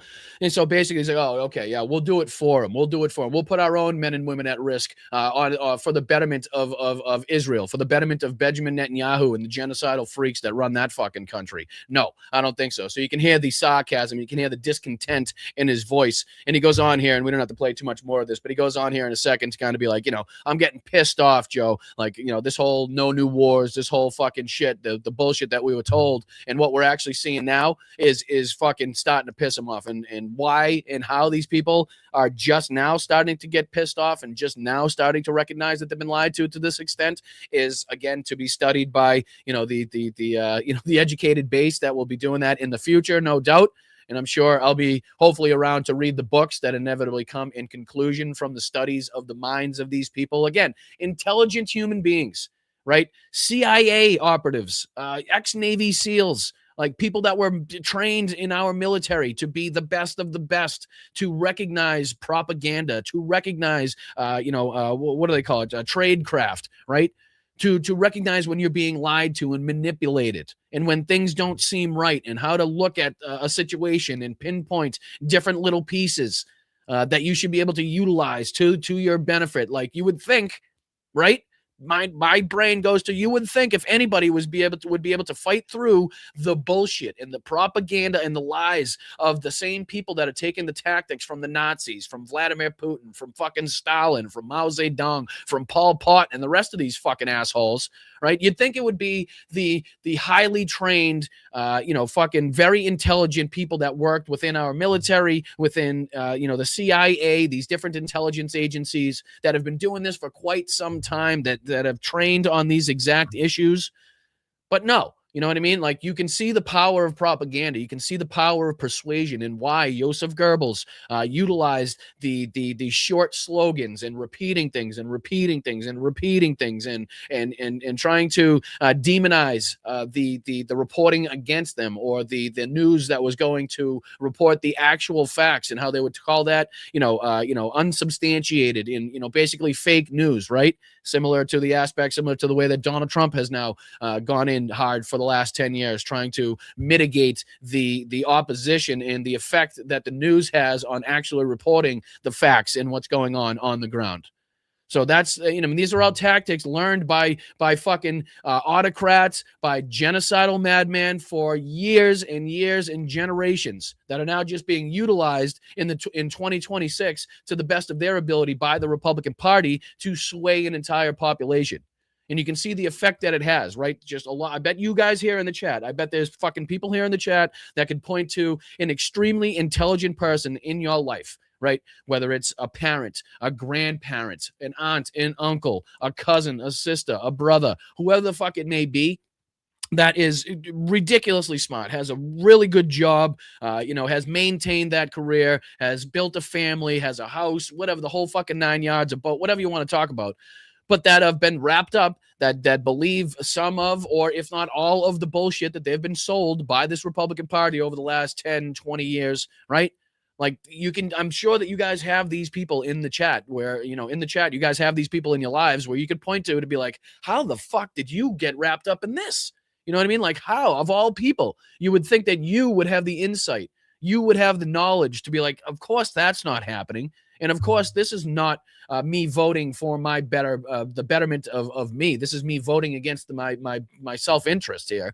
But no, they were wrapped up in it, and they've been caught up in it, and they've been propagandized. So, there's a lot of ways in which, all of us can kind of relate to even the most intelligent, or seemingly the most intelligent people, falling for this bullshit because of the tactics that have been learned, again, over so many years, that have been utilized and known to have been really, really effective, now being used by this Republican Party, by the GOP, by Project 2025, by Donald Trump, reciting Mein Kampf, calling people vermin and disease-ridden parasites and poisoning the blood of our country, and the book that he had by his fucking bedside table of all the Hitler speeches. I mean, the list goes on, and the comparisons go on that we could talk about as far as how they're utilizing the same tactics and propaganda that these genocidal madmen in history have utilized to the detriment of the world, to the detriment of society, of humanity,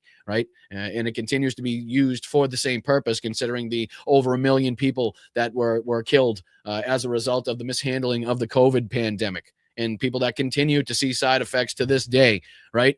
We can talk about the uptick in civilian deaths and drone strikes by the Trump administration, or the strikes on Venezuelan fishing boats, or again, the civilian deaths incurred in Venezuela in the Maduro capture, or the deaths inside of Iran, or the civilian deaths inside of the allied region. Like, the death toll and the blood on this motherfucker's hands is creeping up to a point where there's no doubt in anybody's mind that he belongs on the list of the rest of these fucking freaks that we've named, whether it's Mao Zedong, Pol Pot, Vladimir Putin, Stalin, Hitler, all of these sycophants, all of these fucking psychopaths, and many more that I'm leaving off the list as well. Like, he belongs up there, and whether that's his intent or not, whether that's why he came to power, I don't believe it is, but I do believe, like I said on Tara's show the other day, he just backs himself into fascism. He backs himself into being an autocrat because he cannot say that he's wrong. He cannot admit defeat. He cannot surround himself with people that will tell him the truth. And these are all aspects, and these are all the same things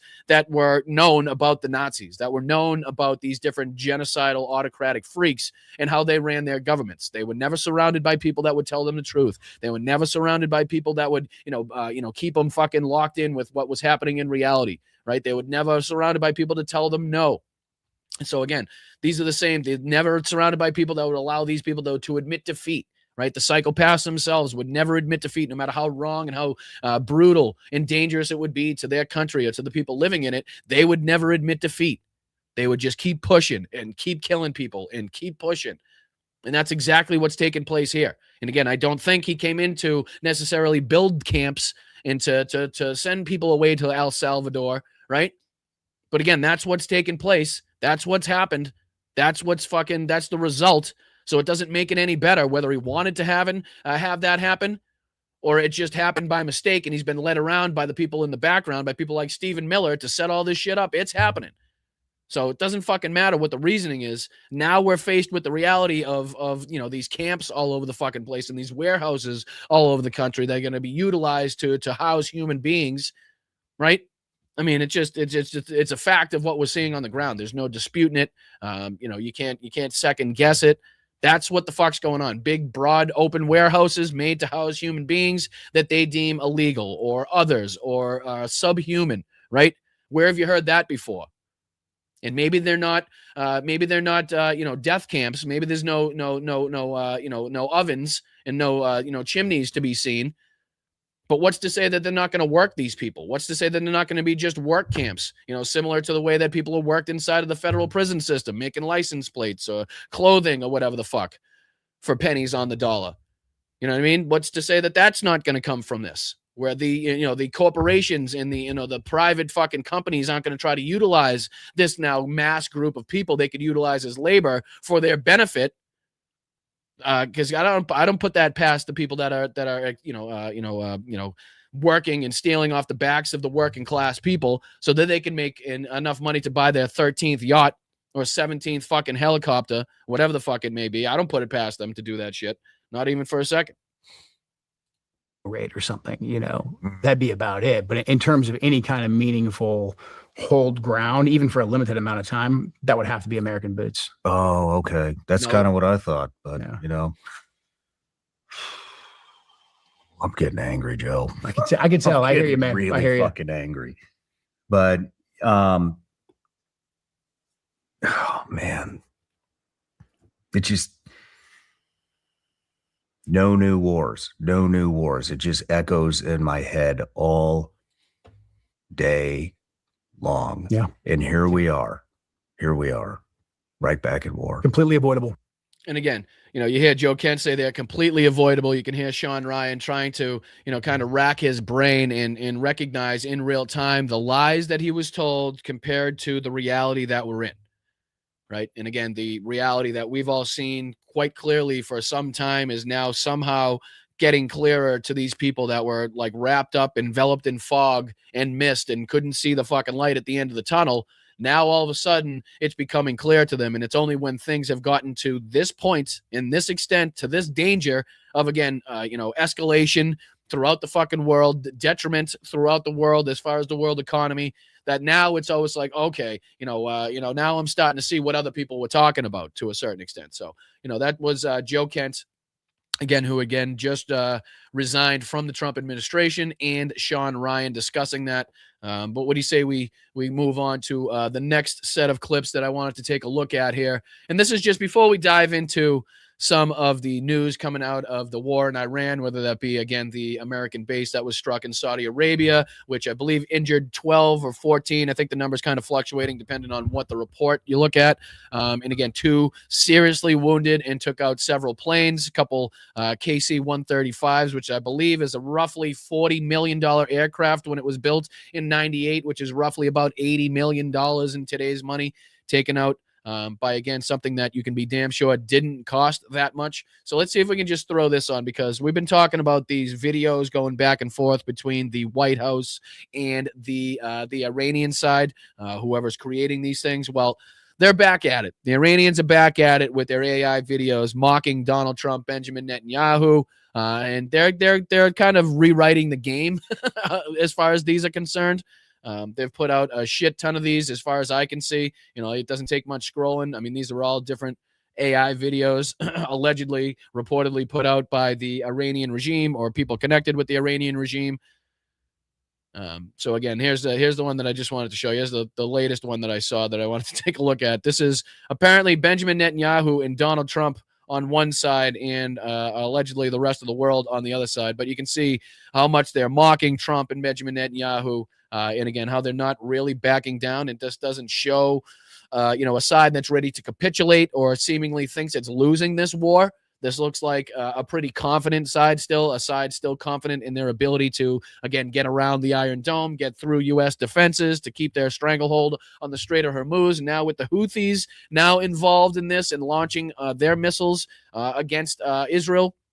As well, which adds hugely to the complexity, to the complications of trying to defend those territories. When you got Iran in one direction and Yemen in the total opposite direction, like that makes it a lot more difficult for the air defense systems to pick up where the missiles are incoming from and then to defend against those.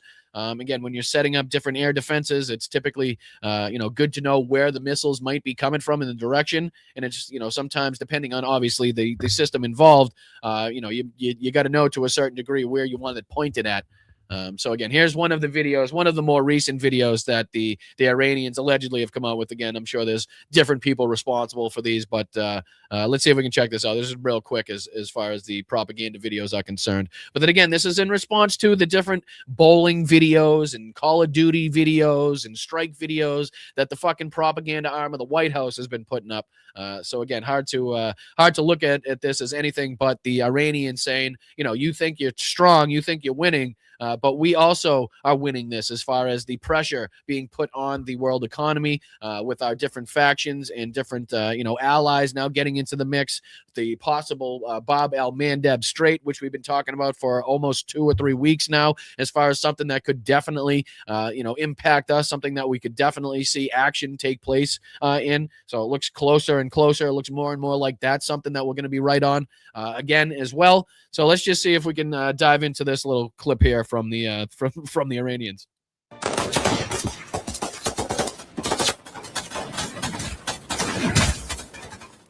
You see who that was in the background too? You see who that was in the background? So you got Trump and Netanyahu on this side. And it looks like the Ayatollah's son and Vladimir Putin in the background doing the spotting for him.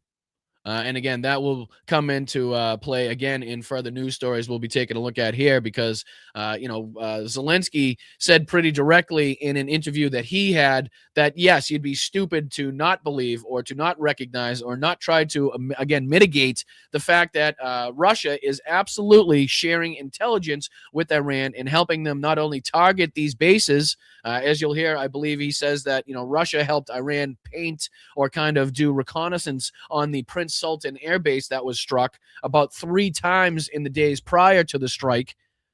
So again, these same people that we're allowing to sell their oil, that we've lifted sanctions, that we've continuously allowed to extend their war in Ukraine, now are continuously and effectively sharing intelligence to help Iran strike U.S. bases and to target U.S. equipment and to target U.S. soldiers in and around the area. So we'll be diving into a clip of Zelensky in a little bit too, where he kind of details that. But back to this clip. There's a few more kind of nuggets in this that I want to point out as well.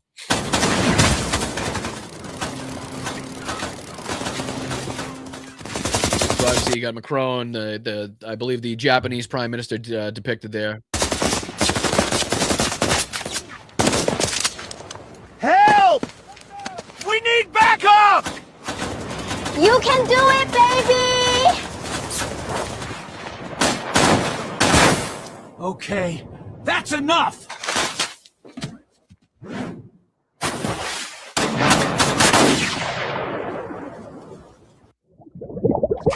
And again, just the ridiculousness of the moment that we're in right now. Like the fucking timeline that we're in. Like we're seeing a war. Like this is the back and forth that we're seeing between the two of the parties in the war are like AI cartoon Lego videos making fun of one another as like bowling pins and fat people. Like I don't know. I just don't think that like during World War II they could have seen this or predicted this as far as where like warfare or like geopolitics would be in 2026. I don't think that anybody could have seen this coming. Like the ridiculousness of this, I don't know if I could properly portray, like convey. I'm not sure I could do that accurately. And again, you can see here Trump on Karg Island, obviously clearly sending a message or attempting to send a message that if the United States were to attempt to, again, put feet on the ground, as you can see here kind of depicted by the AI video, that, you could expect retaliation.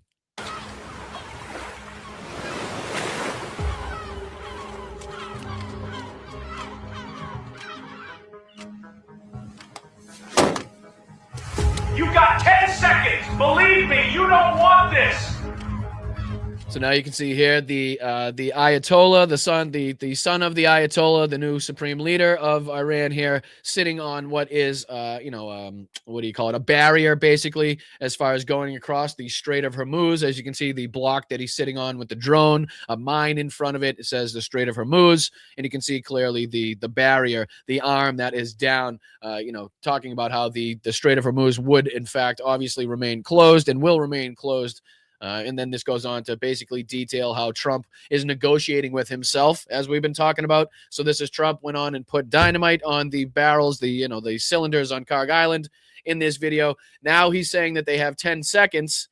And then at the end of this, you'll see that Donald Trump basically negotiates against himself and then says, no, I want to make a deal. So again, kind of accurately representing the insanity of what the rhetoric that's been coming from Donald Trump as far as negotiations and how well they're going, based on in comparison to what we're seeing take place on the ground as far as retaliation, strikes against U.S. bases, strikes against Israel, and the ongoing threat that we've seen there. Again, Erbil in Iraq was attacked with a pretty substantial hit as well. And we'll take a look at some of the OSINT defender and putting together some of those clips. But yeah, you can go on here and see. We don't have to play the rest of this, but now you can see here it goes from Trump demanding the unconditional surrender of Iran to now sitting at the negotiating table by himself, trying to make a deal. And then it goes on where the leader of Iran here, the Ayatollah's son, is laughing hysterically at him. But again, this is the insanity of the timeline that we're living in right now.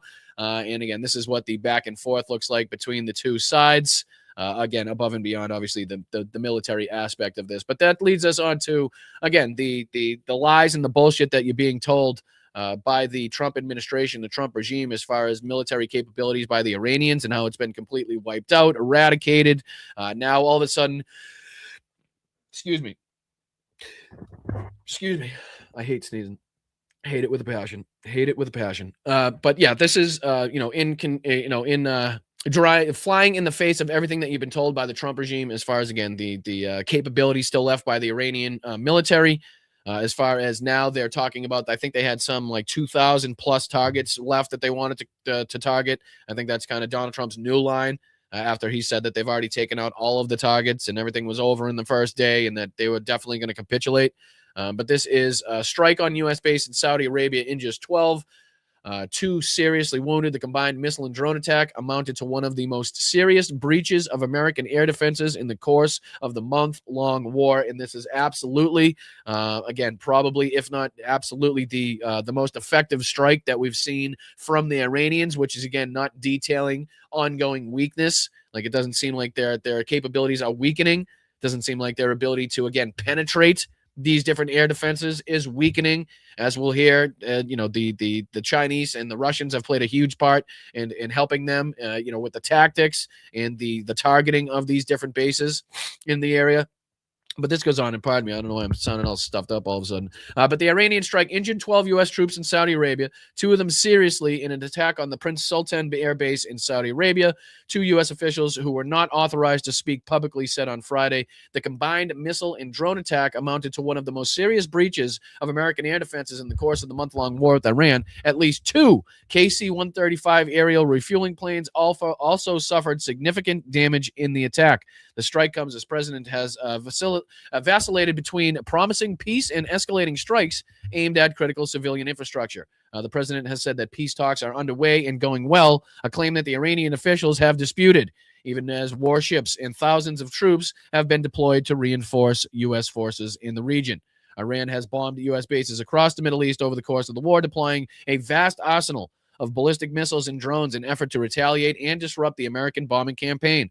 The barrage has severely damaged bases and forced U.S. Central Command to disperse thousands of troops to move them out of the line of fire, some to as far away as Europe.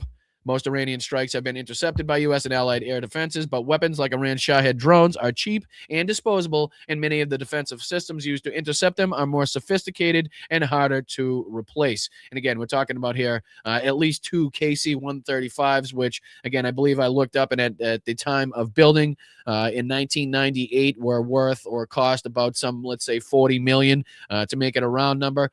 Putting that into today's number is about double that, which is roughly $80 million. So about $160 million in today's money gone in an instant there from the U.S. military. And again, definitely not that much money expended by the Iranians to make sure that damage happened. So again, you can see the effectiveness of this strike. And we go on here because Preston Stewart also has kind of an update kind of detailing what we saw in this strike, what it means. And you can kind of see his frustration and how pissed off he is. Again, if you're just joining us for the first time here, if you're new to the show, we take a lot of what Preston says here. And he's usually covering the war in Ukraine. But, ever since the war in Iran started, he's also been doing updates on that as well, obviously with a military background himself.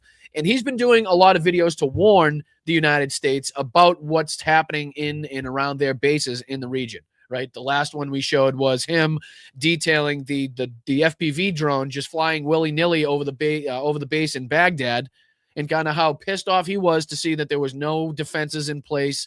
It didn't seem like the planes, we talked about the other day that the planes that were struck at one of the bases, they were basically lined up wingtip to wingtip, right? I mean, if we didn't learn our lesson during Pearl Harbor, again, not to bring up Pearl Harbor again after Donald Trump just embarrassed us on the world stage in front of the Japanese PM. But again, if we didn't learn from, Hickam and Wheeler and Ford Fields and the fact that the Japanese were able to just bomb at will our airplanes that were bunched together because we were more worried about, Japanese sabotage as far as coming from the people on the island, that we were more in the threat of like an air raid coming and destroying those planes. We kind of had all the planes bunched up on the airfields, wingtip to wingtip, so that it would be in a nice row for the Japanese to come in and destroy, which is exactly what they did. But apparently we didn't learn those lessons. And in these areas, we were so sure that Iranians were not going to retaliate. Again, this is to substantiate, this goes to confirm the reporting that we've been talking about as far as Donald Trump really not recognizing that this was going to be a threat, the Strait of Hormuz, the retaliations, to Qatar, to Kuwait, to UAE, and all of the allies in the regions, and the U.S. bases in the regions. Like, this is direct evidence to show that was real. Like, he did not think about that. It was not planned for, whether it's the lack of defenses in and around these bases, the secondary plans of moving troops to work in remote places because they didn't have anything, in place to mitigate the risks put to those air bases or to the U.S. bases in general. Like, a lot of this is pissing these like ex-military people off because they've done videos after videos after videos saying, hey, this is something that you need to fucking look at. This is a big fucking problem. And it doesn't look good that they're able to just fly willy-nilly, take out our helicopters, take out our planes, not be shot down.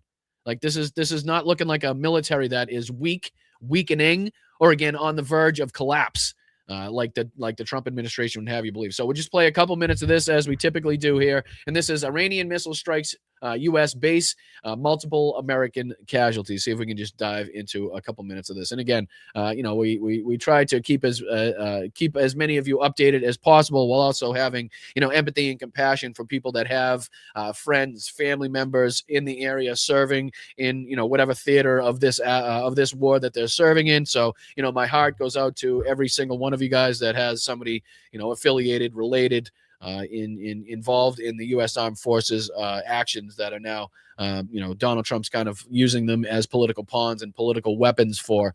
So I want to make sure we're continuously thinking about the people in the chat and the people that watch this later that are, directly affected by this, who have people very close to them in and around the region right now. So salute to them. Hats off to the people in the chat that are suffering and dealing with all of this in a very personal way. So we want to make sure that we continuously think about you guys as well. So, all right, let's dive into a minute or two of this. And then what's the next one here? We'll talk about how Zelensky was sitting down with NBC and basically saying that he doesn't believe that Donald Trump has the best intentions for the Ukrainian people. He was asked pretty directly, do you think Donald Trump, and I believe I'm getting the question right, if he thinks that he has the best intentions for the Ukrainian people. And basically the response was, I hope so, from Volodymyr Zelensky, which again goes to show the distrust, which goes to show the fact that he does not believe, he is not confident in the fact that Donald Trump gives a shit about the future of the Ukrainian people. All right, let's dive into this one. I appreciate you guys. Hit that like button.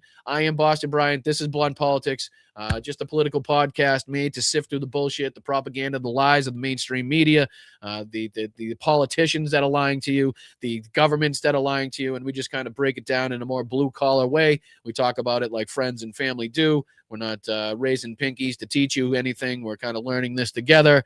We're not, we're probably not like any of the other channels that are out there. So hopefully that's what gives us our flavor here, if you will. So again, hit that like button if you like what you're hearing, if you like what you're seeing.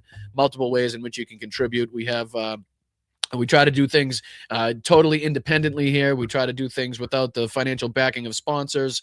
Absolutely no financial backers. No ads being run by me here on the show whatsoever. So if you guys feel it in your hearts to be able to contribute, there's a Venmo up in the corner. You can sign up at patreon.com or send in a super chat, super sticker in the old chatski there. All right, let's dive into it. Shout out Preston here.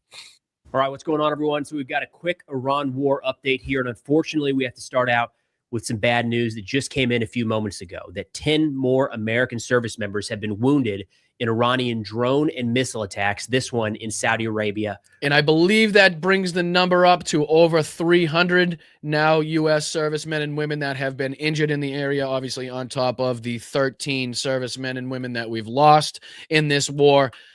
So, again, those numbers continue to rise. The amount spent on this war continues to rise astronomically, which is, again, going to, lower the approval rating beyond even the egregiously low approval rating this war had to begin with.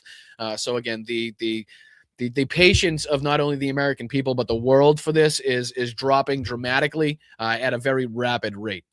Earlier today, the Wall Street Journal reported, quote, 10 American service members were wounded in an Iranian attack at the Prince Sultan Air Base in Saudi Arabia on Friday, according to multiple U.S. and Arab officials, adding that 2 of the service members are considered seriously wounded. They added that they were inside of a building on the base that was struck in the attack, noting that the attack damaged multiple U.S. refueling aircraft and at least 1 missile struck the base, as well as several unmanned aerial vehicles. So just to kind of dive into that, we're talking about multiple Iranian munitions getting through U.S. and possibly Saudi air defenses to strike home on a sensitive target.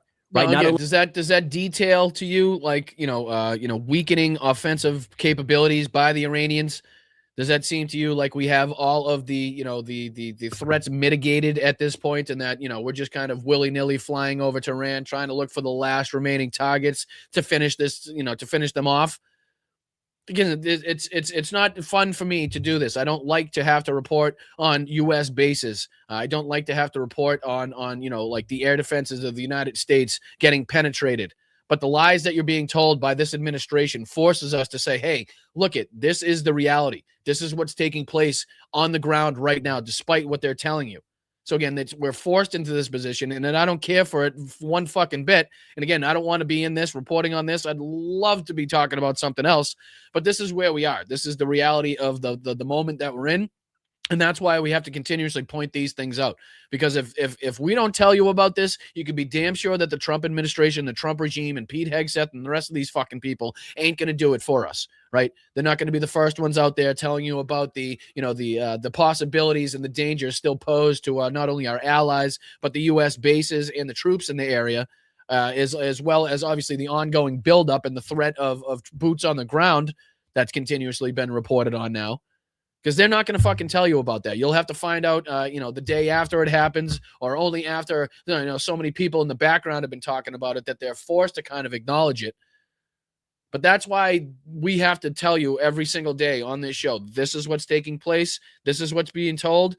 That's what's actually happening. So hopefully you guys find some value, some benefit to us doing that. And you can recognize and see like why we have to continuously do that, considering the bullshit that you're always being fed. We have our personnel there in harm's way, no doubt. But we've got some satellite imagery coming out that appears to show that a number, 2, 3, 4, maybe KC-135 refueling aircraft were damaged, if not destroyed. Now, this isn't perfect. This is Chinese satellite imagery. But looking at some, what I would say, reliable open source intelligence accounts, they do see. So again, going off of that number, right, based off of today's dollars, if you're going to talk about 4 KC-135s, that's what, $320 million in losses in military equipment in this one strike alone, right? So again, doesn't really detail a military that's on the verge of collapse, or again, on the other side, a military that has total and complete air superiority or total and complete control over all theaters of this war whatsoever, unfortunately. Confirm that there were fires burning inside the perimeter of the Prince Sultan Air Base earlier today. And this is maddening. I'm going to crash out over some of this stuff. It is so frustrating. And again, this is where he starts to show his frustration, and we'll let him rant here. We'll let him kind of get it off his chest, and then we'll dive on to the next article, the next clip we want to take a look at. But this is him as somebody that served in the military being like, what the fuck is going on? Like, if I'm sitting here as an ex-military member, as a YouTuber now, making videos on how you guys should be defending these bases and the capabilities that again aren't lining up with what we're being told. Like, this is fucking ridiculous to this point, where we got men and women in our armed forces working from hotels because we can't accurately or we don't have the ability to defend them in while they're on the U.S. bases in the area. Like, again, this is all flying directly in the face of everything, all of the rhetoric that is coming from Benjamin Netanyahu, that's coming from Donald Trump, that's coming from Pete Hegseth. So watch, I'll let him kind of get this off his chest and how pissed off he is that, again, none of these messages, none of these warnings were heeded and thought of prior to this fucking engagement going on, and how kind of ridiculous and nonsensical and insane it is for this still, at this moment in time, considering what we're being told, to still be a problem. Like, we're now seeing the most effective strikes by Iran this deep into a war that was supposedly won in the second day. Does that add up to you guys? Does that 6-7 to you guys? Things that we have had an eye on for 4+ years in Ukraine and that we just aren't paying attention to. And it's costing us equipment, maybe lives of our personnel. What are we doing? Parking aircraft open on the tarmac inside of the enemy drone and missile range. What are we doing here? Like, we have made on this channel, have made fun of the Russians that don't learn that lesson and lose aircraft after aircraft after aircraft, and their own channels just complain and moan about how they can't find overhead cover. They can't even put a net up. Look at what we're doing. Are you kidding me? 4 years, we didn't learn a single lesson? And again, anybody that's watched this channel for any length of time and seen, a bunch of the Preston Stewart videos that we've played, know that he's a relatively dry, the way that he reports on this is relatively dry in nature. Typically doesn't stray too far from kind of giving you the facts of the matter. Obviously gives his insight and his opinions in there where he can interject. But this is by far the most emotion, the most pissed off that I've seen him in any number of his videos, whether that's pertaining to Russia in their brutal invasion of Ukraine or this war. Like, this is him pretty much fucking flipping out as far as Preston Stewart is concerned, concerned as far as the videos that I've seen of his. Like, this is him really like getting heated. This is him really lashing out and being frustrated at, again, the danger posed to the service military members in the region. And again, the lack of care, the lack of any fucking mitigatory, plans being put in place to change any of that. And again, the bullshit that we're being told, I know I sound like a broken record, but the bullshit that we're being told on a daily basis and how it doesn't add up or line up to what we're seeing in reality, right? It's fucking crazy. And this is him, like, again, kind of letting loose as far as he's concerned. Aircraft cannot be parked out there in the open like that. They are so incredibly vulnerable. And it's equipment. And hopefully in this case, the only thing that was lost was equipment. And hopefully the service members that were wounded all make a recovery. But like, we had the opportunity to watch this playing out. There's no guesswork involved here. We're 4 weeks into this conflict. Iran continues to sling drone and missiles at American bases throughout the region every single day. And we are still parking aircraft out in the open, able to be hit with a cheap $20,000 drone. I don't know what hit that aircraft right there. Clearly something detonated, and it doesn't take a ballistic missile to destroy or significantly damage and take out of operation for weeks, months, maybe years. And again, even if you are talking about a ballistic missile, let's put just a kind of a random price, let's say even $5 or $10 million, right? Spent on the munitions to take out the 2 or the 4 KC-135s. That's what $10 million spent to take out $320 million in military equipment on the other side. I mean, I think that's a trade-off that they'll continue to take. And again, even if it's worse than that, being a $20,000 drone or even cheaper than that, you can see how the benefit continues to increase dramatically, considering taking into account. I mean, we talked about this in Operation Spiderweb with the Ukrainians. The amount of cost it was to them to take out the substantial amount of aircraft by the Russians inside of Russia was hugely beneficial. We spoke about this at length in my trip to Ukraine with the defense contractors, right? They're continuously trying to figure out how they can remove the most amount of Russian military equipment from the battlefield using the least amount of expenditures on the Ukrainian side, right? So the most that can be done with the cheapest drone, or the most that can be done with the cheapest, technological resources put into it, whatever it is. They want to take out the most substantial targets they possibly can, utilizing or using or expending the least amount of resources and money humanly possible. And they've done a great fucking job at doing that. And that seems to be the tactics that are being utilized by the Iranians now too, right? Starting to use these FPV drones in and around these bases, taking out helicopters, taking out planes, doing reconnaissance on where things are in the bases, striking the radar installations, as we talked about on one of the last shows. That was I think an $8 million installation that took out, with probably a 1,500, let's even say, on the fucking really high end of $20,000 drone. I mean, you can see the benefit to that as well. You know what I mean? So we continue. A U.S. aircraft. What are we doing? This is ridiculous. The lessons are right there for us to learn. We have to take them. I hope, and I'm getting more and more nervous the longer this conflict goes on, and the more footage that we're seeing of aircraft parked out on the tarmac. No excuse. Hey, hardened structures are hard to build. Got it. Not all of our aircraft will fit inside of them. Fine. Something temporary even helps. So, I mean, if nothing else, make it to where they can't see the aircraft parked on the tarmac when they get ready to launch that munition. They could be using satellite imagery that's 24, 48 hours old and know exactly where they need to program that Shahed drone to impact. No excuse. Put up camo nets. Put up anything. Try to obscure the aircraft we have on that tarmac even just a little bit. These are sitting ducks.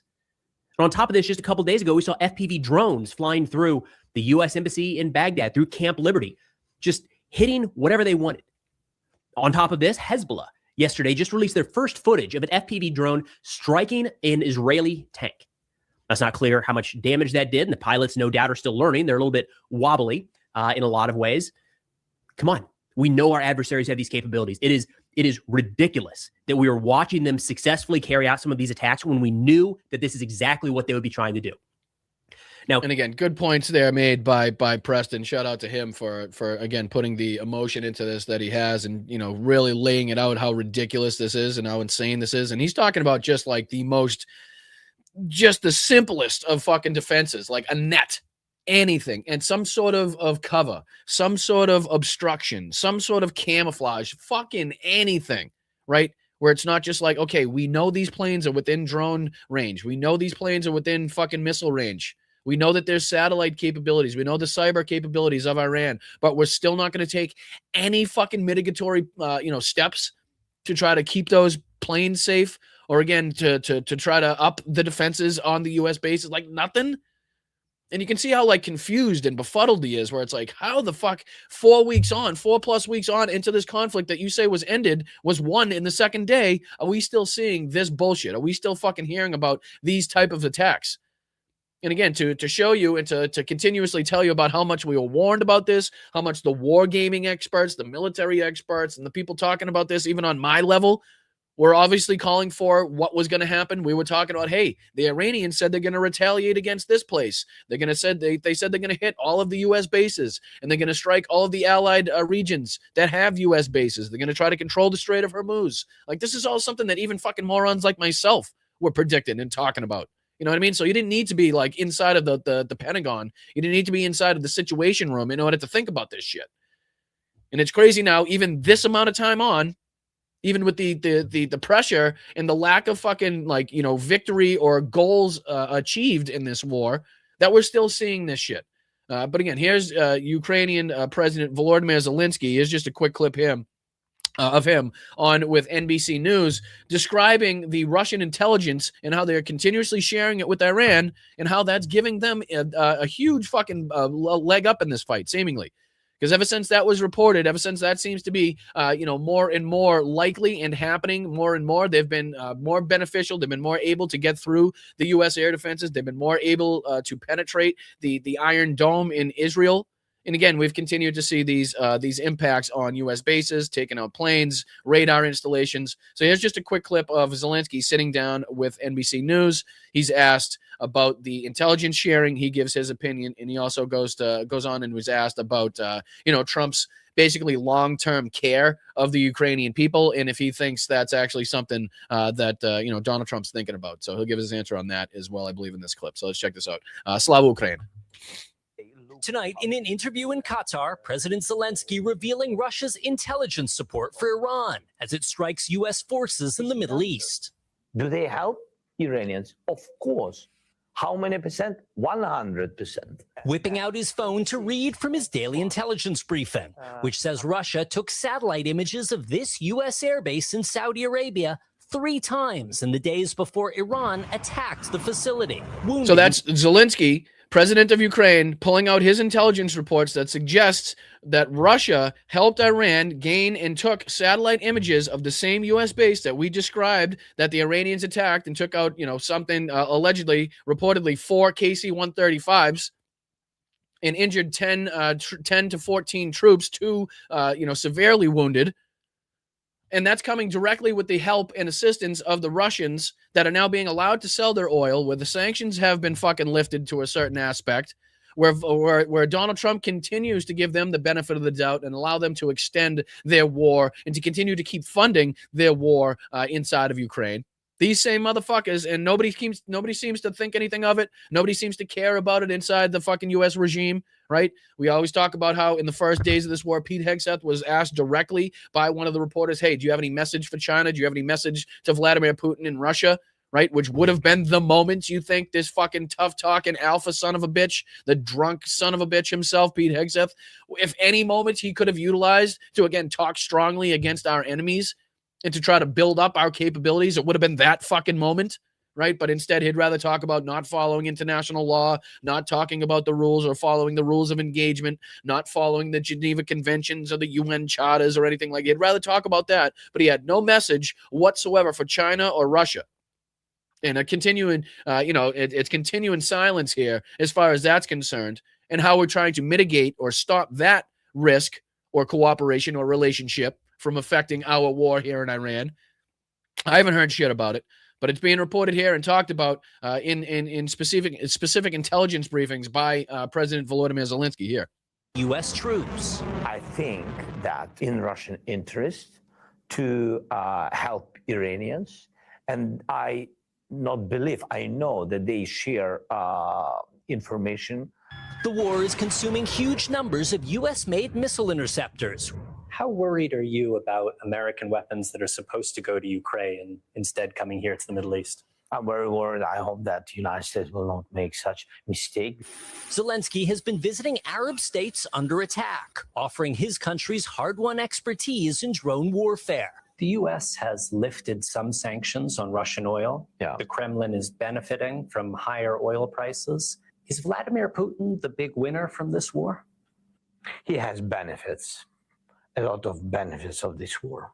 Russia needs long war in Middle East because the focus will be on Middle East. You think it's in Vladimir Putin's interest for this war Yes, at least of to course. drag on? 100%. So it's a benefit to all the worst players on the world stage, right? So it's a benefit to Benjamin Netanyahu, right? Continues to stay in power, continues to try to evade prosecution in his own country, continues to evade prosecution on the world stage for his war crimes. Donald Trump continues to evade the reporting or the highlight of the spotlight of him being named so many times in the Donald Trump files with the side mention of Jeffrey Epstein. Right, Vladimir Putin gets benefit from this. Raising oil prices, the lifting of sanctions, the ability to sell oil, the ability to continuously fund his war for even if it's an hour more. Is an hour too fucking much? Too much benefit to the Russians as far as been kind of afforded to them by the United States and Israel per their actions with Iran. You know what I mean? So I think I'll just let him ask this last question. He's asked, I do believe this is the clip, if I'm not mistaken, where he's asked, and I'm paraphrasing, do you think Donald Trump really cares about the Ukrainian people? Let me just ask you very directly. Yeah. Do you think President Trump cares about the future of your country? Hope so. But you don't know for sure. The policy. And again, that's a fucking very telling answer right there. That is an extremely telling answer, considering the length of time we've now spent, diving into this war, fighting this war, trying to combat the Russians, right? The amount of meetings, the amount of talks, the amount of negotiations between the Ukrainians and the United States, right? Goes a long way in showing you just what kind of fucking decrepit, just deceitful human beings we have running our country here, that at this point in time, our allies have absolutely no trust. And even the fact that they want to see the best for the allied countries, for the people in those areas, right? We can't even get our allies to come out and say that much. He says, I hope so, which means it's absolutely not clear, or he knows for a fact that that's not the case, but is obviously trying to, play the head of state here and trying to, not politicize it, but trying to, make it politically correct, give a politically correct answer as far as I was trying to get out on that one. But, he brings up a great point as far as the cooperation is concerned, because let me see here. There was one of these that I wanted to show you as well. Did I not bring it up? Maybe I didn't bring it up. All right, maybe we can just dive on to our next topic. I thought I had another one brought up here that would go with what he was saying, but apparently not. All right, let's see if we can just dive into, again, a couple of these clips that we're going to dive into. I know we're probably going to run out of time today, but again, I wanted to show you this one where, Mark Levin is on trying to butter you guys up, trying to set the table here for the, what looks to be the upcoming invasion or the upcoming putting of boots on the ground in whatever region or whatever island is going to be picked out or targeted by the U.S. military. But this is Mark Levin. And again, in conjunction with Donald Trump posting on Truth Social for everybody to make sure to watch this particular program. Again, basically using Mark Levin to get across a message that Donald Trump himself is too afraid, too pussy, too taco to come out and say in front of cameras, or at least his team probably determined wouldn't be fucking beneficial.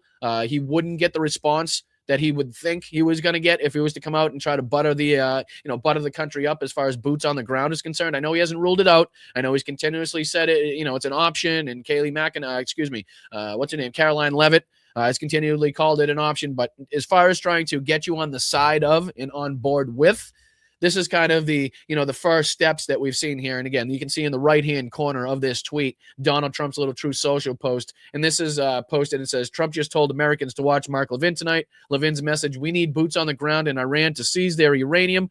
The president of the United States is using a cable TV host to prepare the public for a ground invasion. And, I think he's kind of spot on that assessment. I think that's exactly what was going on here Donald Trump too afraid, or at least knowing that he wouldn't get the reaction and there would be pushback if he was to come out and say this shit. But now this is Mark Levin trying to get you on board with going in there, not only taking over Iranian territory, but going as far as to go and seize all of the uranium, which would mean, ample more troops in the area would be needed. Ample more action and ample more targets would have to be taken over, seized, and held in order to make that a possibility. So a clear and total escalation that, again, would only lead to further action, would only lead to further escalation. And again, these assholes tried to make it seem like, oh, we're only going to send in special forces. It's going to be a quick hitter, this and that. Bullshit.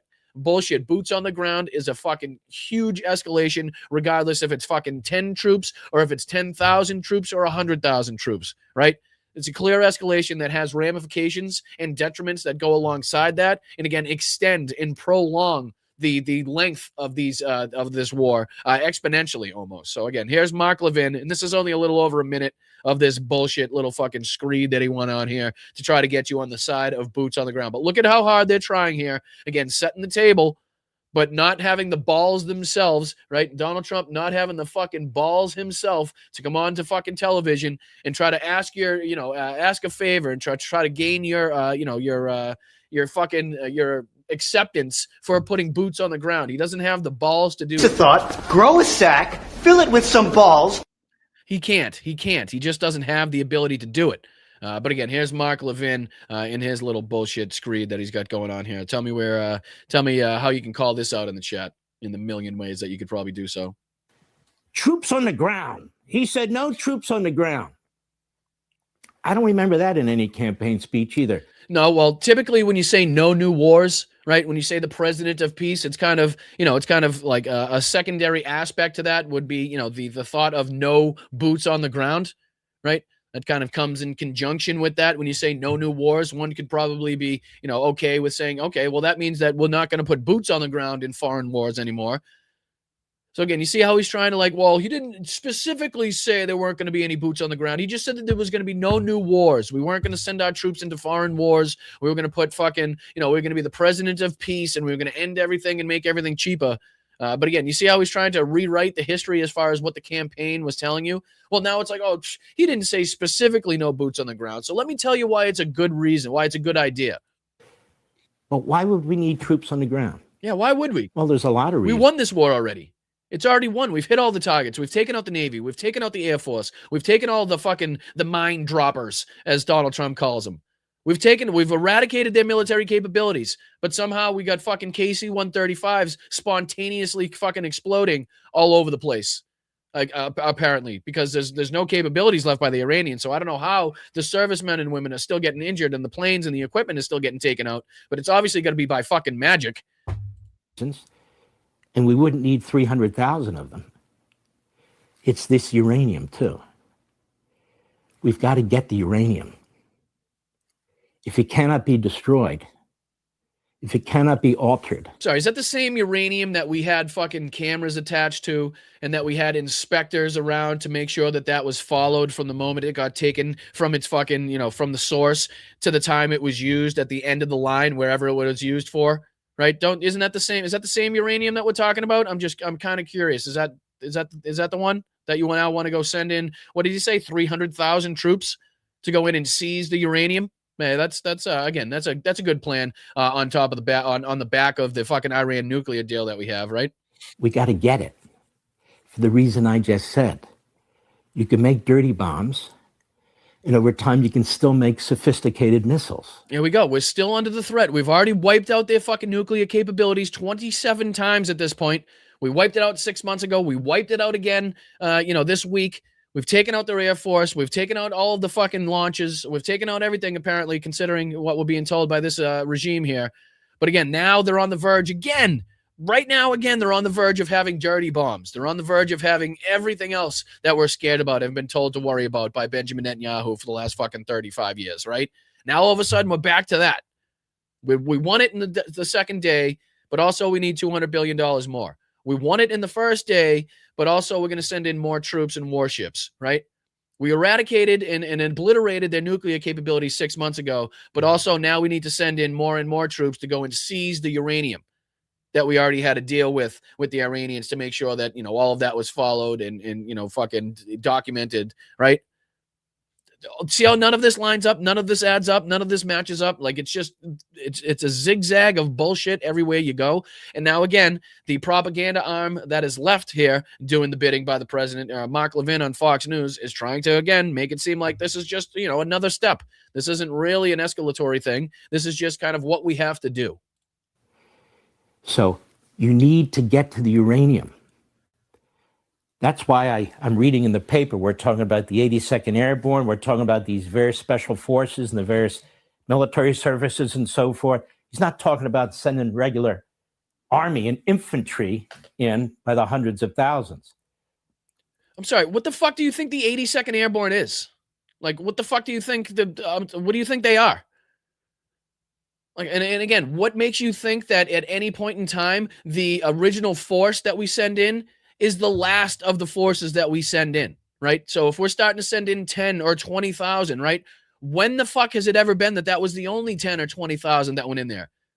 Because typically the way it's gone historically is we send in 100,000. Next thing you know, we're sending in another 100,000. Next thing you know, we're sending in another 200,000. Next thing you know, we're sending in another fucking 500,000. And it continues to fucking spiral out of control from there. And next thing you know, 20 years later, we spent $2 trillion and killed over 1 million people, right? It's like, this is, you can talk about how you think it's going to go. You can talk about how many people you think are going to be involved and what the goals and what the detriment and, the side effects are going to be. But we all know the best laid plan in military goes to fucking shit the first shot that's fired. Okay. That's kind of how it goes. It's just, you can plan it to a T. You can fucking dot your I's and cross your T's for as much time as you want. But as soon as that first shot's fired, it's fucking everything's up in the air. Okay. Let me see if I can throw this back on. My apologies. The guy's fucking, I can't stand this guy. And he's talking about the units he's talking about, they are specialized. And you know what else? I remember from my days in the Reagan administration, many of them are trained for a moment like this, to try and secure enriched uranium. It's fucking war, you asshole. All of our military is trained for shit just like this. But that doesn't mean we should wield them and utilize them in every single fucking opportunity that we have that these fucking demented leaders get us into. Okay? You dumb son of a bitch. And again, the fact that you're being like, whoa, they're not really, they're like specialized. It's the fucking 82nd and it's the fucking Marine Expeditionary Forces that have been sent in there. We know exactly who's fucking going in there. It's already been widely reported. Okay? These are not like some like hugely technologically advanced fucking subset of a group of fucking special forces that you never heard of, that's behind the scenes, that wear all black, that go in the cover of darkness and at night and nobody's going to know about it. I mean, I give them credit for being really fucking specialized and good at what they do. But again, this isn't like the, the covert type of fucking mission that he's trying to get across as like, oh, these are really specialized and they're going to go in there and, it's going to be like a hot knife carving through butter and you'll never even know they were there. No. That's not how it fucking works. That's not how it tends to work when we undertake military action like this. We get typically bogged down and stuck in the mud, and then we have to continuously throw more money, resources, and equipment at the problem until somebody's fucking smart enough to get us out of the situation, and stop the nonsense and stop the insanity altogether. But all right, let's just dive into, I think there was another one of these things. Yeah, let's just go into a couple of these little updates that I wanted to look at as well. This is from the OSINT Defender. And again, this is just kind of detailing the ongoing capabilities that we continue to see from the Iranians. We'll just kind of fly through this. I know I'm probably rapid. Holy shit, I'm over already? I was going to say, I think I'm rapidly running out of time, but looks like I've rapidly run out of time. So we'll continue, though. We'll continue on, and I'll just show a couple more of these clips. I only have a couple more clips to go through anyway, so we might as well stick around for a second and get through all of them, right? All right, let's see here. Let's put this on the screen. And again, this is just kind of detailing the strikes that have been reported across Iran in the cities of Tehran, Isfahan, Shiraz, and Dezful. And as Israeli and U.S. strikes target the Iranian regime, the IRGC, and other infrastructure throughout the nation. Again, showing the ongoing back and forth that still happens here. We'll go on here to kind of show you some of the missile launches here. This is in the last 24 hours. The UAE has talked about and announced that the air defenses have engaged in 20 ballistic missiles and 37 one-way attack drones launched by Iran. That brings the total of projectiles fired at the UAE to 2,285 since February 28th. Again, showing you the ongoing capabilities here. This is from the Kuwaiti International Airport. In the general staff, they've talked about how in the past 24 hours, 15 Iranian drones have been launched at Kuwait, the international airport there, which again, just kind of depicting the fact that they still have these ongoing capabilities. They still have the power. This is more coming from, I think, Erbil. A video posted here to Telegram purports to show the interception of a one-way attack drone over Erbil, Iraq, being engaged by a U.S. counter-rocket artillery and missile CRAM system. See if we can dive into that short clip here. Check that out. No sound attached, but you can clearly see the stream of fire going across there to try to intercept whatever projectile was in the area. But I do believe, unfortunately, that to some extent it was ineffective, I should say, because we do have what looks to be footage coming from a strike on that attack in Erbil. I think this is it right here. Reports of possible direct impact from an Iranian drone on the U.S. consulate in Erbil, northern Iraq, amid a massive one-way drone attack. Currently underway against northern and eastern Iraq by Iran, with explosions being heard in Baghdad and Erbil. Again, multiple reports being talked about, multiple explosions, multiple hits. And again, just kind of depicting the ongoing effectiveness, beyond what you're being told by the, by the mainstream media and by the propaganda arm of the GOP and the White House here. So again, this is just in the background. You'll see the explosion coming from the attack drone in and around Erbil, Iraq.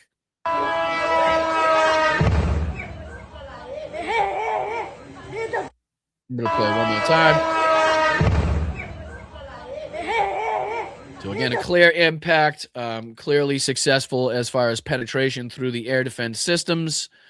This is the British Ministry of Defense has announced that 4 gunners with the Royal Air Force's No. 2 Protection Counter Unscrewed Aerial Systems Wing has achieved the title of ace for the first time by blasting 5 or more Iranian one-way attack drones out of the sky during ongoing military operations in the Middle East. Now, what does this go to show you? Well done, well done by these pilots, obviously, but this isn't really depicting the fact that they're up there, struggling to find targets. I mean, if you have several of your pilots that have now achieved the title of ace because they've blasted 5 or more drones out of the sky each, like that just goes to show the ample number of targets that they have to choose from, right?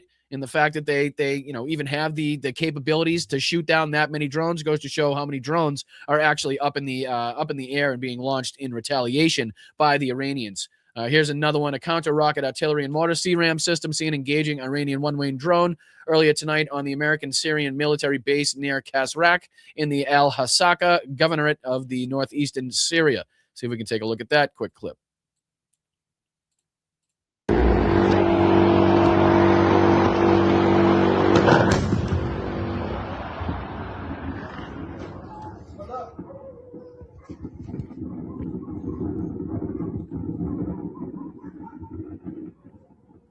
So again, you can see there some footage coming from a CRAM engaging an attack drone sent over. And here's some of the footage, some of the pictures coming out of the attack on the base in Saudi Arabia there. This is pictures show the total loss of 810005, an E-3G Sentry airborne early warning and control aircraft with the U.S. Air Force's 552nd Air Control Wing based out of Tinker Air Force Base, Oklahoma, following yesterday's Iranian ballistic missile and drone attack on the Prince Sultan Air Base.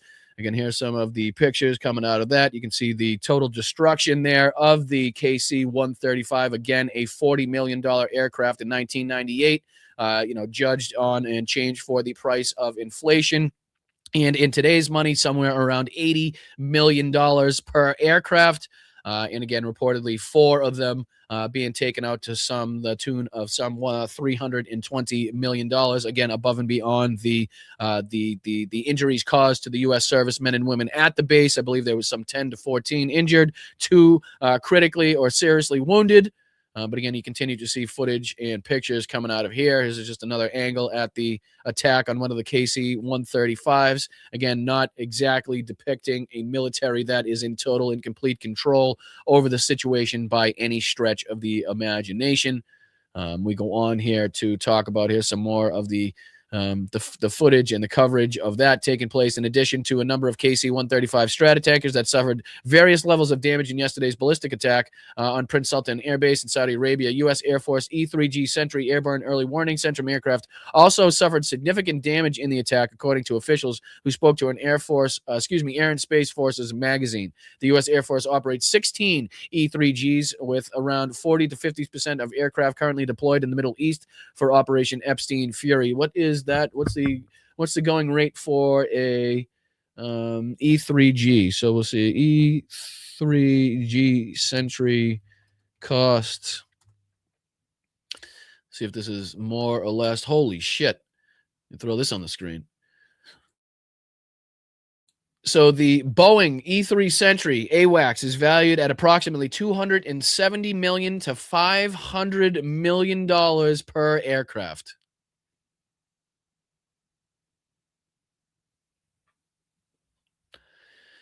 Possibly taken out with is, a $20,000 drone, as we were talking about.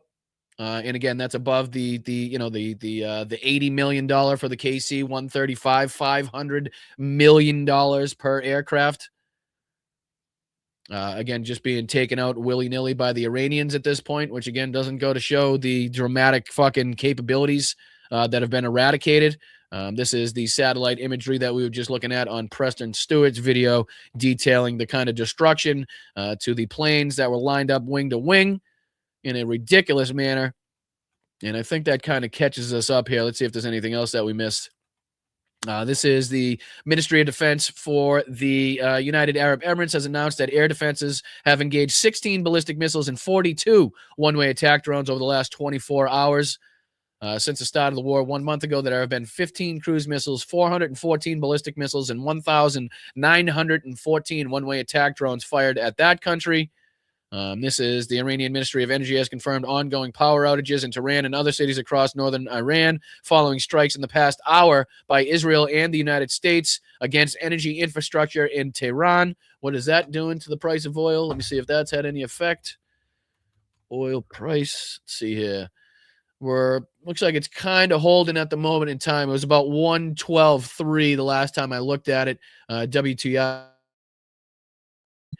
I know it keeps muting me every time I go to this fucking screen, but the Brent crude was kind of holding right by 112. I think it was like 112.3, so a slight increase since the last time I looked at it. WTI seems to be right around the similar aspect of what I looked at before it came on, just to kind of show you what the price of oil is doing, 112 and right at 100 basically as far as that is concerned. So I was just seeing if there was any immediate reaction to the news of the energy infrastructure being hit or continued to be hit in and around this area. All right, let's see if we can dive on to this quick little clip, this quick little update on the actions of Israel inside of Lebanon, continuing their inhumane campaign against journalists that we talked about widely, that was widely reported on as far as the amount of journalists that were targeted and killed in their genocidal push and continuing push inside of Gaza and also the West Bank that we've been talking about recently. There's been ample footage coming out from places like the AP and CNN, basically showing the IDF and Israeli forces basically harassing the shit out of them and acknowledging that the Israeli settler movement in the West Bank is illegal, but they're there to protect those people. They're there to defend those people, and they're there to basically, demonize and denigrate the Palestinians in that area and to scare them out of their land and to either shoot them on the spot. And again, even the cameraman and the CNN crew were kind of treated as terrorists, treated as hostiles, when clearly they posed absolutely no threat. They were held at gunpoint, and clearly without care or regard, the IDF soldiers basically saying the quiet part out loud that this is illegal, but we don't give a shit. This is our land. Fuck these people. Again, given tacit permission by Benjamin Netanyahu and his rhetoric, the same way that Donald Trump's rhetoric filters down to his fucking minions and they pick it up. Right? The trickle-down effect doesn't work for fucking money and resources, but it absolutely does work for fascism and control and power, right? When the fucking the underlings start talking and hearing about the boss not caring about rules and regulations and international law, they inevitably start picking that up, right? So the leadership is directly affected and directly kind of projected onto the battlefield The same way that the German military and, you know, how Hitler and his fucking leadership was, and the egregious and murderous fucking genocidal acts that were committed by the German military and the different agencies that were going and convicting the war for the Nazis. The same thing here. Right? If you got fucking a decrepit, a sick individual as your leader, that's going to inevitably filter down to some of the underlings, some of the fucking, you know, some of the people that are now being used and kind of wielded as pawns in this war.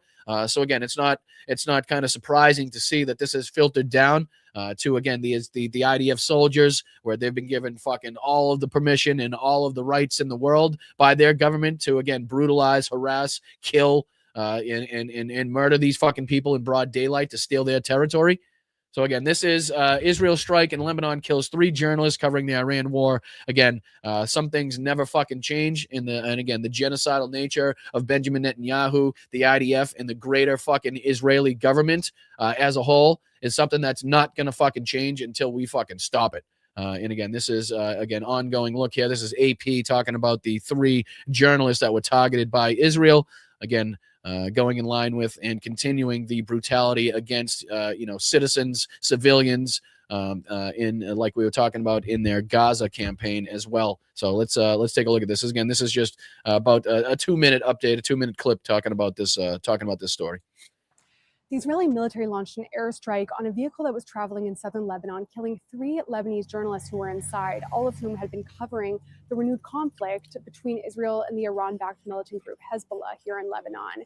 The 3 killed journalists were Ali Shoub, who worked as a very long-time war correspondent for Hezbollah's Al-Manar television channel, as well as Fatima Fatouni and her brother Mohammed, a video journalist who were working and had actually gone live just very shortly before being killed for the Beirut-based pan-Arab channel El Mayadeen. So all these 3 journalists were killed at once. And it's not the first time that Israel has killed media workers in Lebanon. Actually, previously, even in this conflict so far, we've seen Israel increasingly target the civilian installations and infrastructure associated with Hezbollah, which here in Lebanon is not just a militant group, but a very powerful political organization. And again, that's added on to, I forget the specific number, the exact number, but there was something above 130 journalists killed, you know, in and around Gaza for their coverage of that war, which is, you know, a substantial fucking uptick, which is just an egregious amount, you know, considering the area that was being covered, or the area that was being bombarded. And again, the people that were doing it. So this is, again, just, you know, a through line continuing to see by the Israeli government, something that they're willing to continue to perpetrate, continuing that they're not ashamed of, that they don't shy away from. And again, these like self-investigatory committees that are made to investigate the IDF and their actions, we've already seen them let them off on, ridiculous, fucking war crimes committed against POWs and prisoners. We talked about the other day the nail that was driven through the baby's leg in order to try to extract a confession from the fucking father that was sitting there, basically watching his child be tortured for 10 hours. We talked about the sexual assault on the prisoner that basically the guys were let off on, that the investigator said absolutely did happen, but nobody was going to be prosecuted. Similar to the way that all of these different war crimes and actions are investigated by their own, but basically inevitably, let off. They're all let off the hook every single fucking time. But what was so striking about this particular instance were the allegations that Israel issued against Shaul, basically saying that it did deliberately kill and target him in this car in southern Lebanon, and accused him essentially of being a Hezbollah intelligence operative that was spying on Israeli troops, exposing their locations, and giving that information to Hezbollah. The statement from Israel did not mention the other 2 journalists that were killed in the car, and it also did not provide evidence to support its claims. And again, this is just detailing the ongoing, the expanding nature of this conflict and how it continues to broaden in scope, and how people continue, innocent civilians and innocent people continue to be targeted day after day and caught up in these strikes. The secondary aspects, the secondary impacts to both you and I continue to go up on a daily basis. So beyond just the death toll in this and the cost of it, there are definitely ongoing secondary impacts that are being felt worldwide throughout this. And again, we just have 2 more of these kind of clips to go through. And again, I just want to throw this. We might end on this, and I'll leave the. No, we don't have a show tomorrow, do I? Well, maybe I could pop on tomorrow. I'm sorry, I'm talking to myself. I'm trying to plan out in my own head what I want to do here. I know we're only we're already 20 minutes over. So do I keep going? What do you guys think? Should I keep going in the chat? Let me know what you guys think in the chat. Should I just keep going with the last 2 clips that I got? Or do you guys want to save those for the next show? Let me know what you guys want. Let me know what you guys want, because you guys are the bosses here. You guys are the ringleaders. You guys let me know what I want to do. Evie Zahn says keep going. Let's see here. Who else is chiming in? Who else is chipping in here? Don't stop till Brooklyn. Eric says yes. Nola says do it now. CRL over on Twitch says let's fucking go. Yvonne says yes. All right, so fuck it. We'll keep going. We'll keep going. I only have a couple more clips left anyway, but I just wanted to throw this on your screen here just to kind of give you a better look at what we're talking about as far as like the now, the Houthi involvement and how that kind of, again, makes this like much more difficult. So, if you kind of take a look at the aspects here, if we take a look at the, the geographical area as we've continued to take a look at, we look at, the Houthis control down here. And I do believe, if I'm not mistaken, their kind of stronghold is up here in the northern section of this. I could be wrong on that, but I do believe it was like the Saga region, which is up in this region here. So again, if we look at this from the aspect of, let's just say we'll go to Israel, we can even switch our kind of aspect and take a look at this from the other angle. So we'll go from the Israeli angle and we'll even tilt down a little bit. So if we take a look at this, right? So here's Syria, Lebanon. We'll go over here to where Israel is. Now, if you're taking a look at where Iran is over here, way over to the left, right?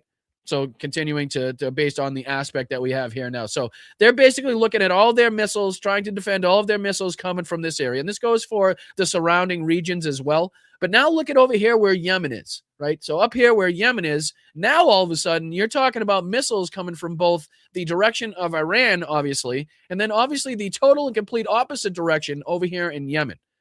So again, you can pretty much see how much that kind of adds to the difficulty of trying to defend against what already seems to be having, a quite effective success rate against the Iron Dome and against the U.S. air defenses, as it were. But again, this is just kind of give you a look at, how things have been made amply more difficult as far as that's concerned. I know we've continued to look at down here in Yemen in the Bab al-Mandeb Strait, which is, again, continuously looking like it's going to be an issue, something that we're going to, be right about as far as looking at as something that's going to be controlled and something that's going to have an impact on your daily life. Again, anybody that wasn't around for that, you can see here at the end of the Red Sea where the Suez Canal is and how that would absolutely impact, the shipping in and around this area. If, again, this strait down at the end here, which seemingly to me looks to be a lot more of a choke point, a lot smaller of a choke point than the Strait of Hormuz, considering the amount of area they have to pass through here. But again, this is something responsible for something like 12% of global shipping. So you can see the impacts that would have. So if they're now starting to lob missiles into Israel from Yemen, what's to stop them from taking over control, or at least threatening, which has similar impacts, similar effects to again launching missiles and drones, where people try to avoid that just because of the threat. And again, what that means as far as secondary impacts to global shipping and the cost of the goods that are now not getting into that area through the Red Sea or the Suez Canal, or again the Persian Gulf, which is clearly still cut off per the Strait of Hormuz here. So again, I think it's easier to understand what we're talking about if you kind of give the geographical look of where these countries lie and why it kind of makes things more difficult. Again, if you're trying to shoot into or stop missiles coming from 2 totally separate directions, obviously it's a lot more difficult than trying to stop the missiles coming from, one general direction. So, all right, let's dive into the last couple of clips here. One little update and then one last clip, and I'll get you guys out of here. So this is pertaining to the Russian losses that we've been taking a look at kind of more dramatically, more intensely over the last week or two. Considering the uptick that we've seen in those. This is as of March 29th, they have lost another 1,360 troops off the battlefield, dead or wounded, which is again an uptick from the last number that we saw, which is around 1,200, which is a slight downturn from the 1,700 plus that we were seeing as far as numbers coming from Russian losses. So this is again over the last 24 hours, 1,360 Russian troops taken off the battlefield, 16 armored personnel vehicles, 181 vehicles and fuel tanks, 8 tanks, which is incredibly substantial and shows more of a movement as far as Russian armor is concerned. I don't believe we've seen a number that high in some time. Correct me if I'm wrong in the chat.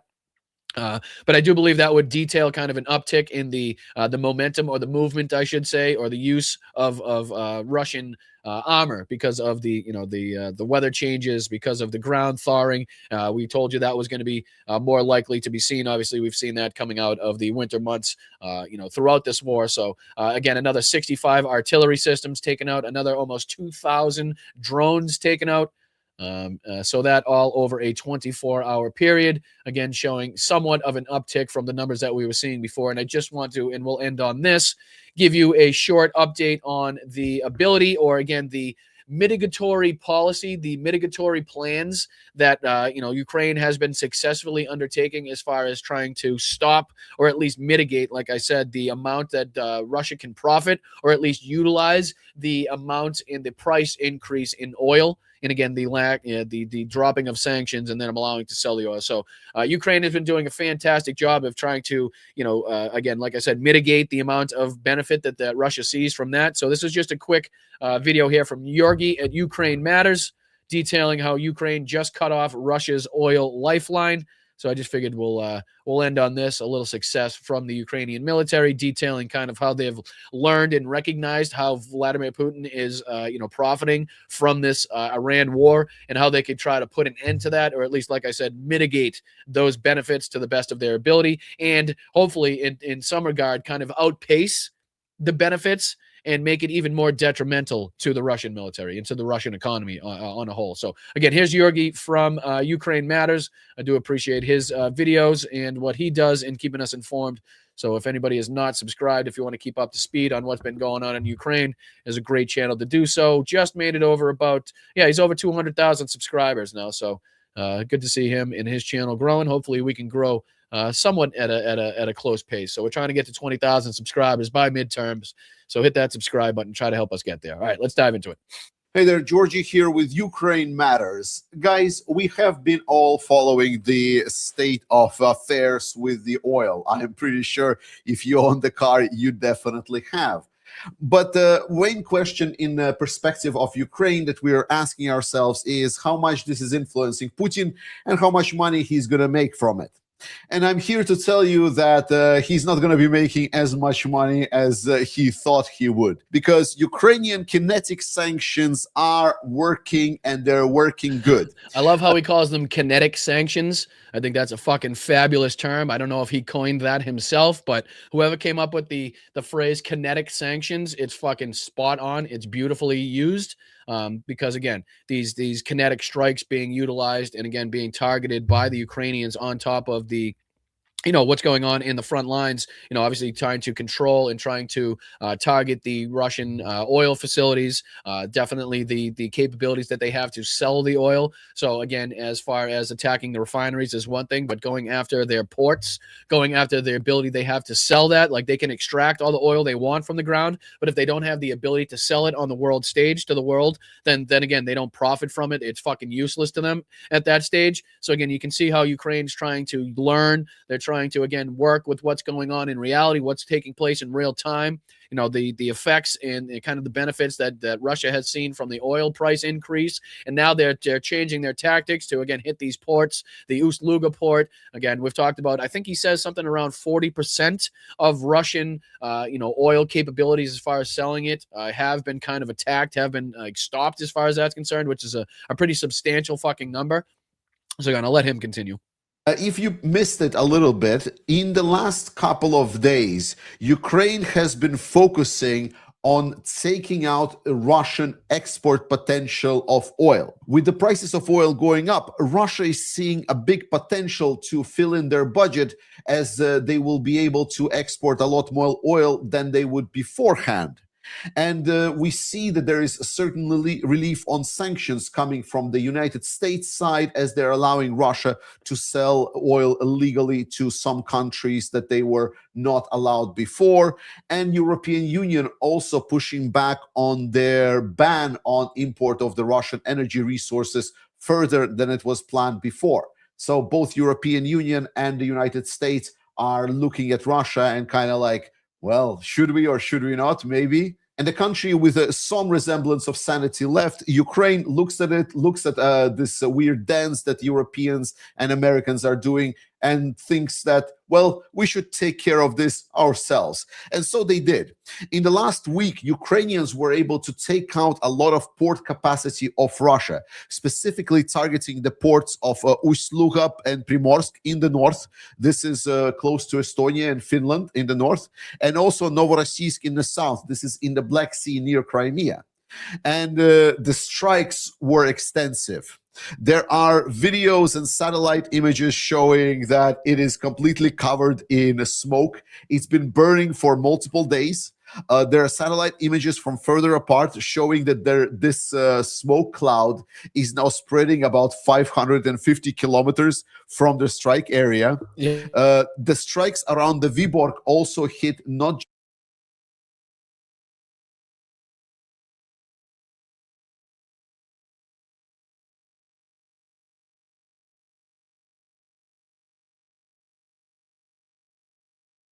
just the oil facility, but also the shipyard in that area where Russian ships were stored, and potentially some of the oil tankers got also touched in this attack. But more importantly, Ust-Luga near St. Petersburg, the main export hub in the Baltic Sea, has also been hit extensively by the Ukrainian drones. And some people argue if there was a Flamingo missiles in use or not. The images from satellites are pretty damning, showing that there was a lot of damage done, and a lot of the storage and also loading facilities are burning.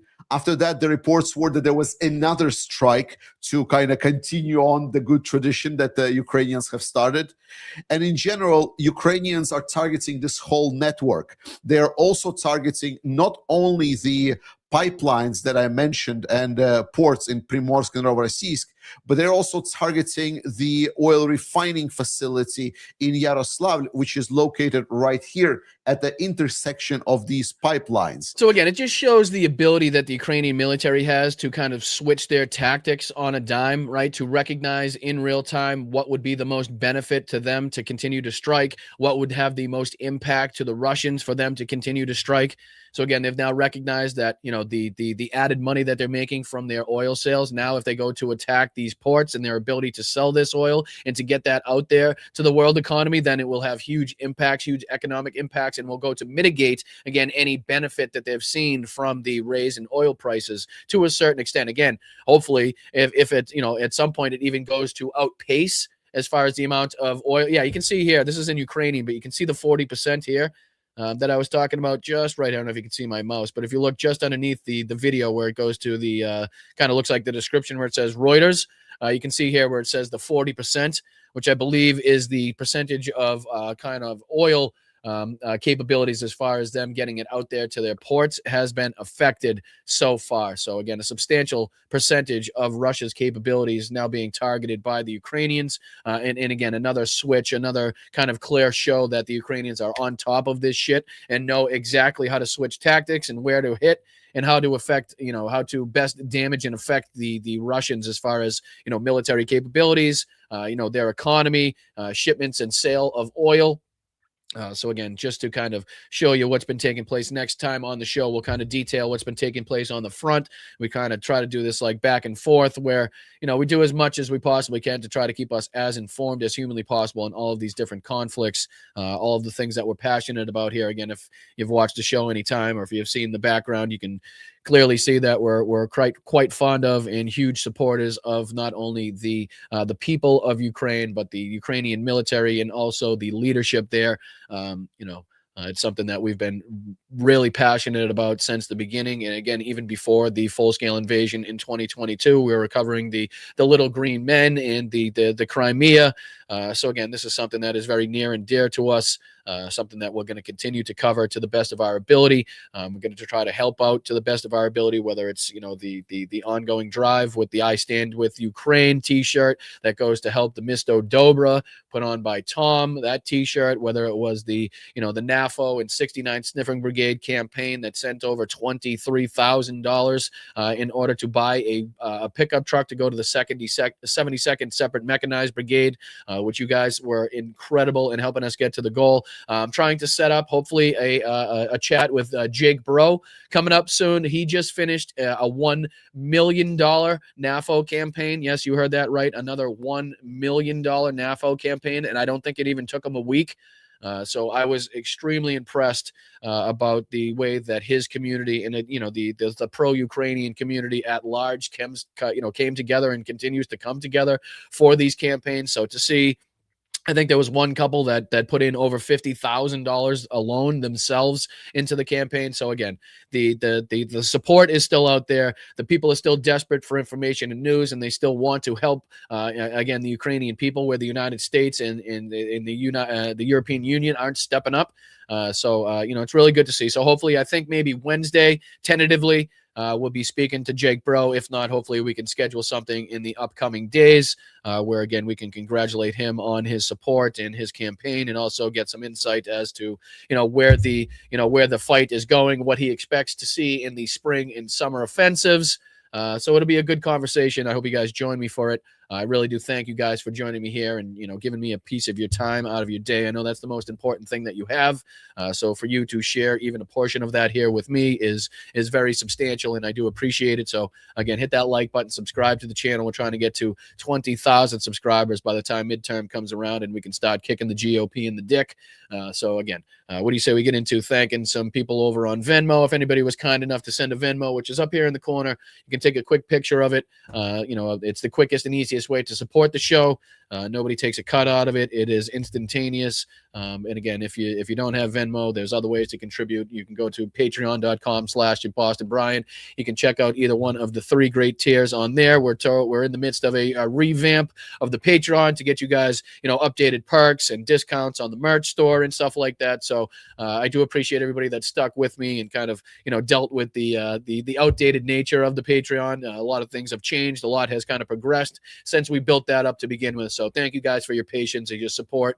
I really do appreciate you guys sticking with me, where I know a lot of that was kind of, like I said, outdated. So I do appreciate you. And then, like I said, you can sign up for a YouTube membership for less than a gallon of gas right now. So that's a month-long membership that definitely gets you a good bang for your buck.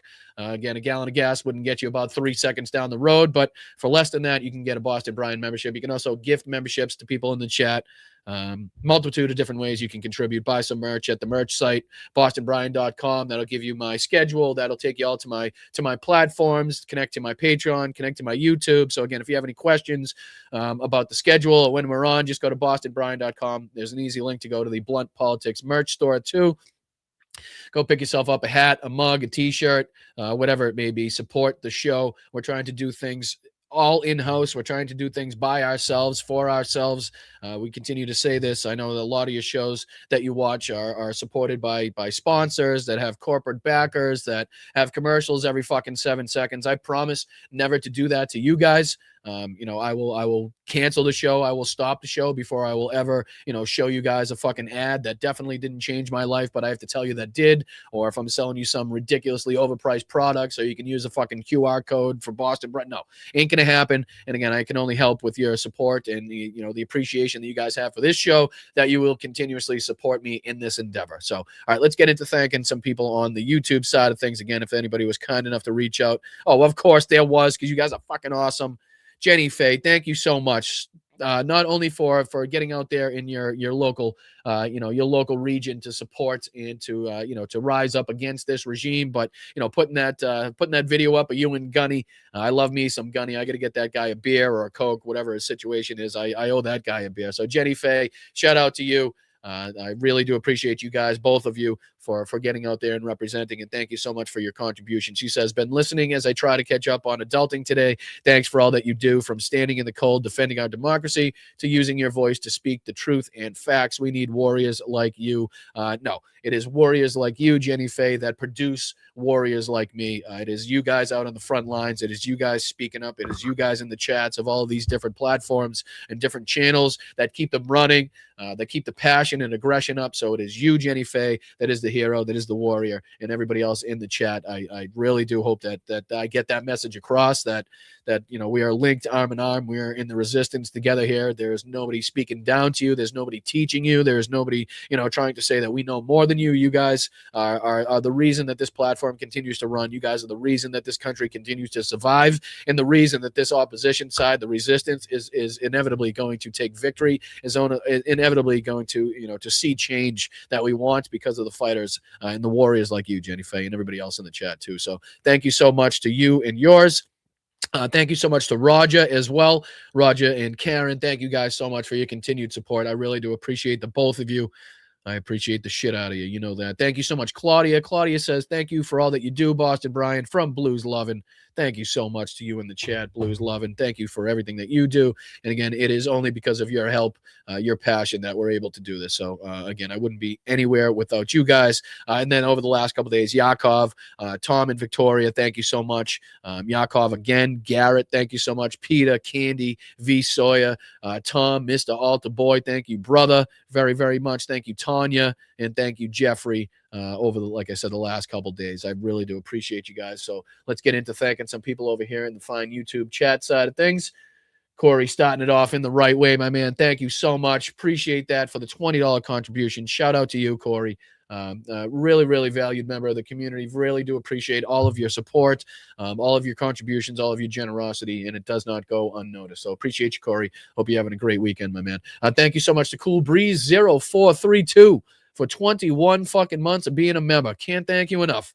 Really can't. Thanks, Brian, for all that you do. No, thanks for all that you do. Like I said, I'm not very good at taking this like praise or congratulatory kind of statements. I think it's all up to you guys. I think it's all because of you guys, and my appreciation will always lie with you guys. So Cool Breeze, you're in that category as well. Thank you for all that you do, my friend. Oh, thank you, Yvonne. You fucking fabulous, fabulous human being, you, and you hilarious human being, you. I still can't get the bud fuzz out of my head. But thank you so much for the 20 gifted memberships, Yvonne. Just unbelievable of you. Really, really do appreciate all that you do, not only in the chat, but also the emails that you send and keeping me up to date and informed of what's going on. It is really, really appreciated, and I do appreciate your passion and support from all the way across the pond. So thank you, Yvonne. Thank you to Moms. Oh, thank you, Moms. Much love right back to you. Thank you so much for the $5 contribution. Shout out to you. Thank you so much for everything that you do. I hope you're well. I really do. We love you. We appreciate you. Thank you so much for your kindness and your generosity and your support over the years. It is very much appreciated. So thank you, Moms. Hope you have a great weekend as well. Thank you to Luis. If everyone that showed up for the No Kings rally voted this November, Democratic Party will win and get the Epstein files and impeach this piece of shit. I added this piece of shit, but I'm sure Luis will have no problems with my interjections on that as well. But thank you so much for 2 years, brother. Let's fucking go. Congratulations, first and foremost. Thank you, I should say, first and foremost, for the 2 months of loyalty, for the 2 months of support, for the 2 months of 2 years, I should say. My apologies. 2 years of contributions and loyalty. Very much appreciated. Huge milestone for you to hit there, and we thank you a lot for your support there, Luis. Thank you. Appreciate it. Hope you have a great week. That goes for Shockey as well. Let's fucking go, Shockey. What's happening there with the 2 pound? Get up, stand up for your rights. We sure fucking will, as we did yesterday. Thank you so much, Shockey, for your support. We appreciate you again. Linked arm in arm with the resistance, with the opposition, with us, and we do very much appreciate your support and standing with us. So thank you so much. Thank you, Slacks, as well, for your $10 contribution here. Slava Ukraine, right back to you. Love from everybody here in the chat, right back to you, Bobby Slacks. We appreciate you, brother. And like I said, hope you're having a wonderful weekend. Bingo in here, gifting $5. Let's fucking go. Heroyam Slava. Right back at you, Bingo. Right back at you, my friend. I feel like I'm getting stuffed up. Anybody else hearing that? I feel like anytime I go out and stand in the cold for like 10 hours, it's never a good thing. But again, I don't know. I think I could have found a doctor that would have told me that anyway. But thank you, Bingo. Appreciate you, my friend. Thank you to Armando. Good to see you, my friend. Good to see you, my friend. Member for 6 months. Slav Ukraini says, thank you, Brian. No, thank you, Armando. I really do appreciate you, my friend. Your passion, your aggression, your support for the channel. It does not go unnoticed. We appreciate you, and it's good to see you here for as long as you've been here. And if I'm guessing, I think that 6 months is just even a fraction of the amount of time that you've been supported. So I do appreciate you, even above and beyond the 6 months there. So appreciate you, Armando. Thank you, Yvonne, again. Boston Brian, what Tim Pool tried to pass off as a beard we call bum fluff in the UK. I can't. I fucking cannot, Yvonne. You are just absolutely priceless. Absolutely fucking priceless, and we appreciate you, dear. Thank you so much. What a colorful chat we got. What a colorful chat. The best chat on earth. What a community. But thank you, Yvonne. Appreciate you. Hope you're well, dear. Thank you, Greg. I have to tip for bum fluff. Oh, fucking you guys are the best. You really are. Thank you so much, Greg. Shout out to you. Appreciate you, my friend. Here's a beer from Picos Brian. You are a tradesman's sense of humor. Thank you so much, my friend. Thank you to BH, Brian Harmeyer. Thank you so much for the $5 contribution. Very much appreciated that. I will definitely put that to good use as far as an alcoholic beverage is concerned at some point. So I appreciate you, my dude. Thank you so much. And I appreciate you for spelling your name right. Appreciate that. No Y's in Brian. I don't know who the hell the first person was to try that one, but it's illegal. It's illegal. Appreciate you, Brian. Thank you so much. Thank you, Colleen, as well. When will any department head actually go to the Middle East and assess what is really happening? Never, cowards. Colleen, thank you so much, first and foremost, for the $20 contribution. And you're absolutely right. It's the same way that, you know, Trump refused to step foot in Ukraine to actually see what was taking place firsthand, right? The way that the rest of the politicians that have kind of, you know, only gone there to try to hope to make some deal, to make some money, to profit off the war, but the rest of them still haven't fucking taken the trip over or shaken hands with the people or met the military or, you know, tried to sit there firsthand under air raid sirens. Like a lot of us have, to try to kind of, try to just in some way, shape, or form, try to get the sense of what the Ukrainian people are going through on a daily basis. It's just none of them will do that, Colleen. You're absolutely right for pointing that out. And we do appreciate your contributions as always. That goes for, Colleen, again, thank you so much, dear. Gifting 10 memberships after gifting 20. Thank you so much for that. That's amazing, Colleen. Tip of the hat to you.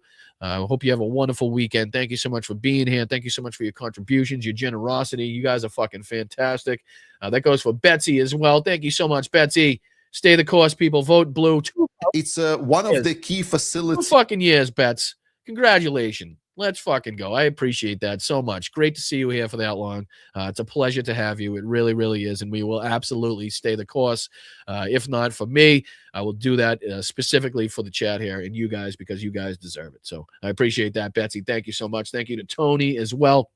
Thank you, Tony V. Let's go, brother. Tony V says, keep going, and I certainly will, my friend. And it's only with the help and, again, the community that we've built here behind me that we're able to keep going. So, Tony, you're right there. You're a direct reason for the show keeping it going. So I appreciate you, brother. Thank you so much. Thank you so much, Yakov, as well. Overtime bonus. Yeah, I appreciate that. I appreciate that. Sorry to keep you guys if I have for too long today, but I do appreciate you guys recognizing the overtime action. Thank you so much to Yakov. Thank you again, Yakov. Dude, for 10 gifted memberships, let's fucking go. I love so much to see that not only the community, but also like the mods that we have here. Again, huge shout out to Yakov for helping us out as a mod. It's cool to see not only you guys helping the chat stay, involved and engaged and safe, but also the contributions that you guys make. It really is cool to see. So appreciate you, Yakov, for that as well, doing double duty. Thank you to Bingo again. Thanks, Boston Brian. You're the best. No, you're the fucking best, Bingo. I'm going to continue to say it till I'm blue in the face. You guys are the best. You guys are the reason. You guys are the future. You guys are the fucking, the example that's going to be set as to why we're going to get out of this. It's just a matter of how long it's going to take. So, Bingo, thank you to you. Shout out to you. Shout out to JD as well. How long before we begin conscripting convicts for our special military operation, right? I mean, if we're taking, the pages out of these playbooks, I mean, I don't see why they wouldn't utilize that one if it came down to it, right? I mean, they have no care, right? They have no self-regard for the people that are inside of these prisons, right? They'd be more than happy to send them over to their deaths. They'd be more than happy to utilize them as cannon fodder if it ever came down to it. So again, I know you say it maybe a little bit facetiously, but again, I wouldn't fucking put it past this regime for a split second. I really would. But JD, love you, brother. Thank you so much for the 5. Appreciate you, my dude. Hope you're having a wonderful weekend as always. Thank you, Brenda, for 16 months of loyalty. Billionaires are only minority ruining this country.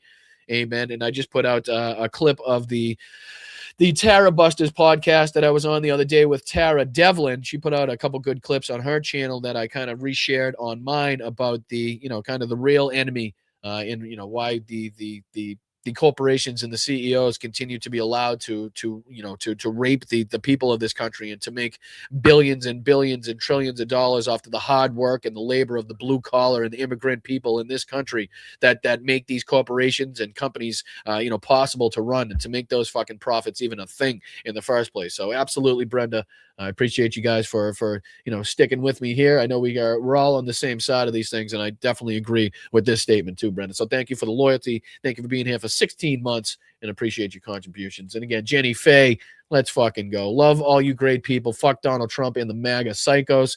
Seconded. No notes. Nothing to correct on that one, Jenny Faye. And thank you so much for being here for 18 months. Let's fucking go. TBD. Let's go. Boston Brian, we would not judge you for advertising for ethical companies. You deserve to make a decent living too. We love you, dude, and we want the best for you.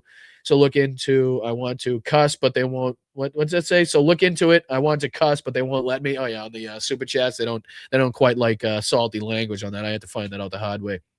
But again, DB10, it's just, I feel like it's a slippery slope, right? I feel like there are, and there would be companies out there that, I do use on a daily basis that maybe are ethical and don't take funding or don't contribute to war or this aspect or that aspect, but it's a slippery fucking slope, right? It's tough to at the bottom of the, at the end of the day, kind of know everything that all of these companies are affiliated with. And I just, I'd hate to be caught with my pants down and thinking that a company was a good company. And I've been kind of, touting their product. The next thing you know, you find out that they're supporting the fucking Israeli genocide, or, they're supporting the fucking concentration camps in the United States, or whatever it may be. Right. It just, I just feel like it's a slippery slope. So I very much appreciate the sentiment of the chat. And I think that's beautiful. And it, it was a little bit honestly emotional to read that you guys would be that kind.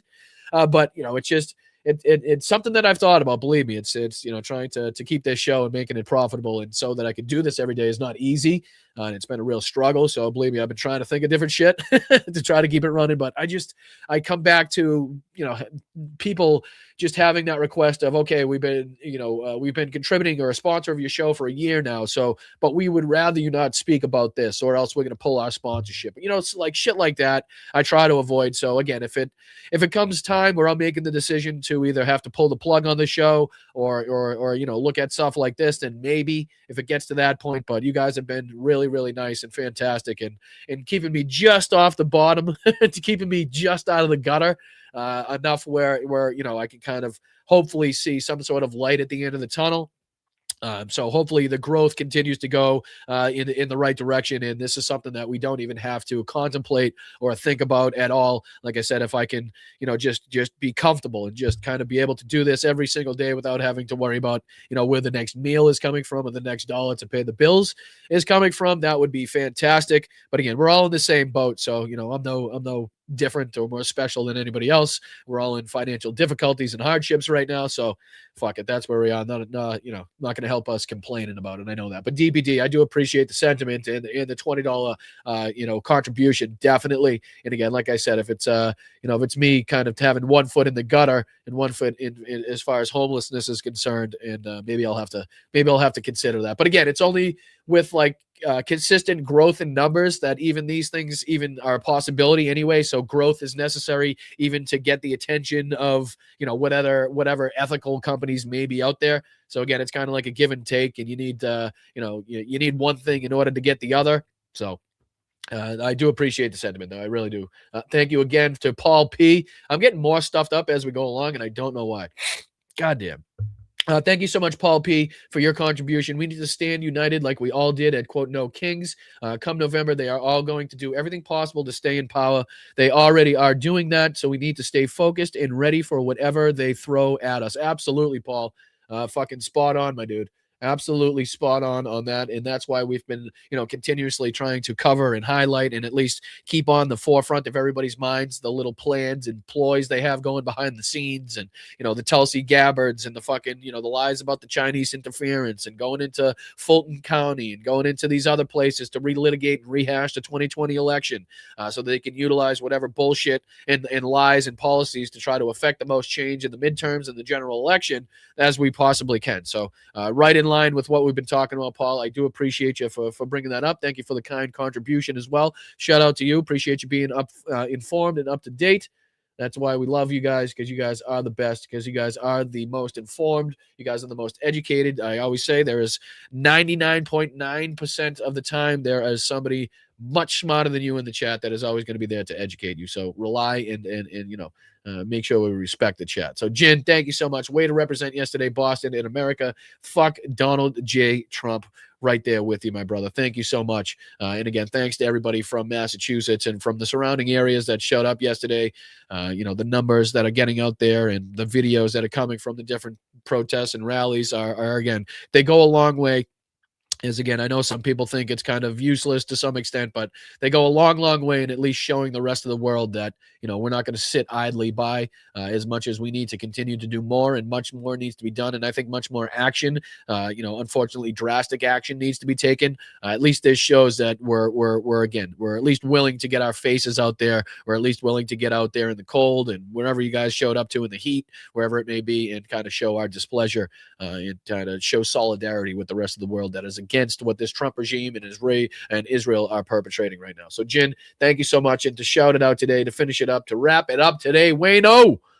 What's up, Wayno? Appreciate you, my dude. Thank you so much for the 5 gifted memberships. You are fantastic, my dude. As always, a fucking pleasure to have you here. Love you, my brother. Thank you so much for the kind contributions, and I hope you're having a fantastic fucking weekend.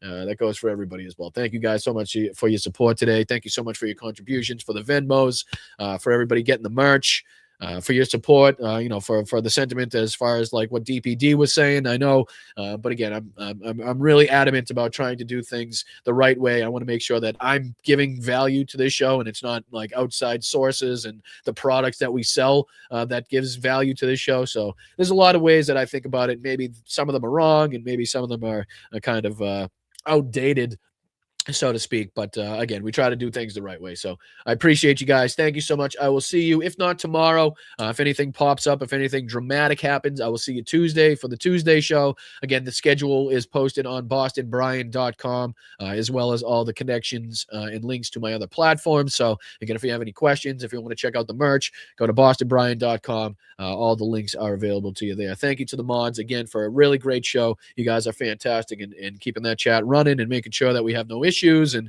keeping people safe, but also making sure that the serious conversations can still be had there. I really do appreciate you. I love you guys literally from the bottom of my heart. All of the support and all of the help.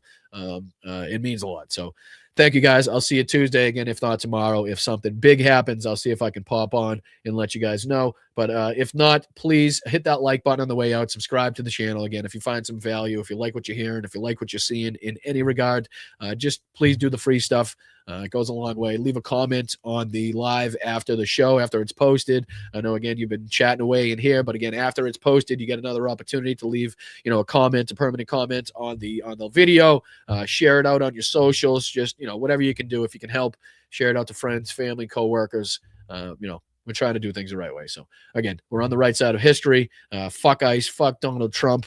In case you're wondering where we lie, fuck Russia, Slava Ukraina. Let's fucking go. Chinga la migra. All of the good things. And I appreciate you guys. I'm out of here. I will see you. Hit that like button on the way out. And I'll see you, like I said, if I don't see you tomorrow, I'll see you Tuesday for the Tuesday show. Again, look up the times. All the schedules are on bostonbrian.com. So thank you guys. Very much appreciate it. Thank you to the mods. Thank you to the best chat on earth. And I'll see you tomorrow, if not Tuesday. All right, I'll be out of here. See ya.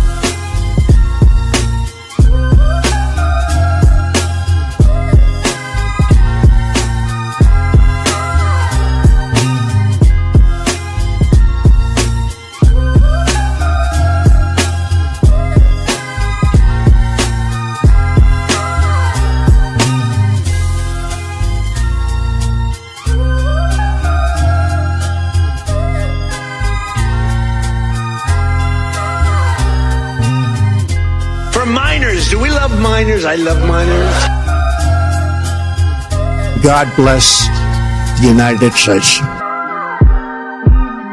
Here's a thought. Grow a sack, fill it with some balls. The kidney has a very special place in the heart. It's an incredible thing. We're inviting Americans from all across the country to come. The undisputed champion of beautiful, clean coal. Proud to officially name the undisputed. When did this come out? You're a nation that just recently heard that Saudi Arabia and Russia will repeat Taking him back to Nevada where he's wanted for banging horses. He says rectum damn near killed him. Hey, you got a little chubby going there. What in the hell was that all about? I'm just dandy. I got a bowl of chocolate pudding in my underpants.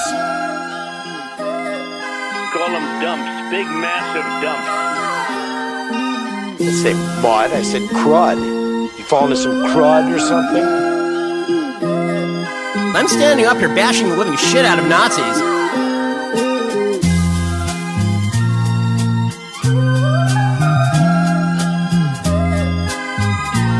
Brian, you're drunk. You're drunk. Referred to my hands, if they're small, something else must be small. He's calling me Little Marco. And I'll admit, the guy, he's taller than me, he's like 6'2", which is why I don't understand why his hands are the size of someone who's 5'2". For the rest of my life, I have the curse that I have little hands. Little hands. I can just tell you that a con artist is about to take over the Republican Party and the conservative movement, and we have to put a stop to it. Gettysburg, what an unbelievable battle that was. The Battle of Gettysburg, what an unbelievable, I mean, it was so much and so interesting and so vicious and horrible and so beautiful in so many different ways. It represented such a big portion of the success of this country. Gettysburg, wow. I go to Gettysburg, Pennsylvania to look and to watch. No, get those lights off! Off! Turn them off, they're too bright, turn them off! How do you lie to the FBI and now you're running for president? Seriously, how do you lie to the FBI and now you're running for president? I'm just an average guy who read public documents where the elite said they were going to enslave us and destroy America, and I'm not going to be like yuppie scum and deny the threat to my country. I'm going to fight back. Army manned the air. It ran the ramparts. It took over the airports. It did everything it had to do.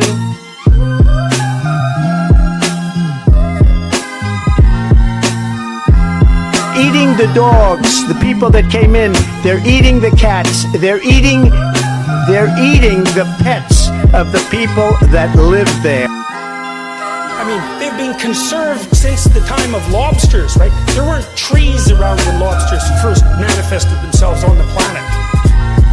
When you ran out the healthy arms, you ran out of really healthy. They had great arms, but they ran out. It's called sports. It's called baseball in particular, and pitchers, I guess you could say, in really particular. My superpower is being honest. I will eat my neighbors. Yes, of course, hence the name. Movement, it moves a certain distance, then it stops, you see. A revolution gets its name by always coming back around in your face. You tried to kill me, you son of a bitch. So welcome to the revolution.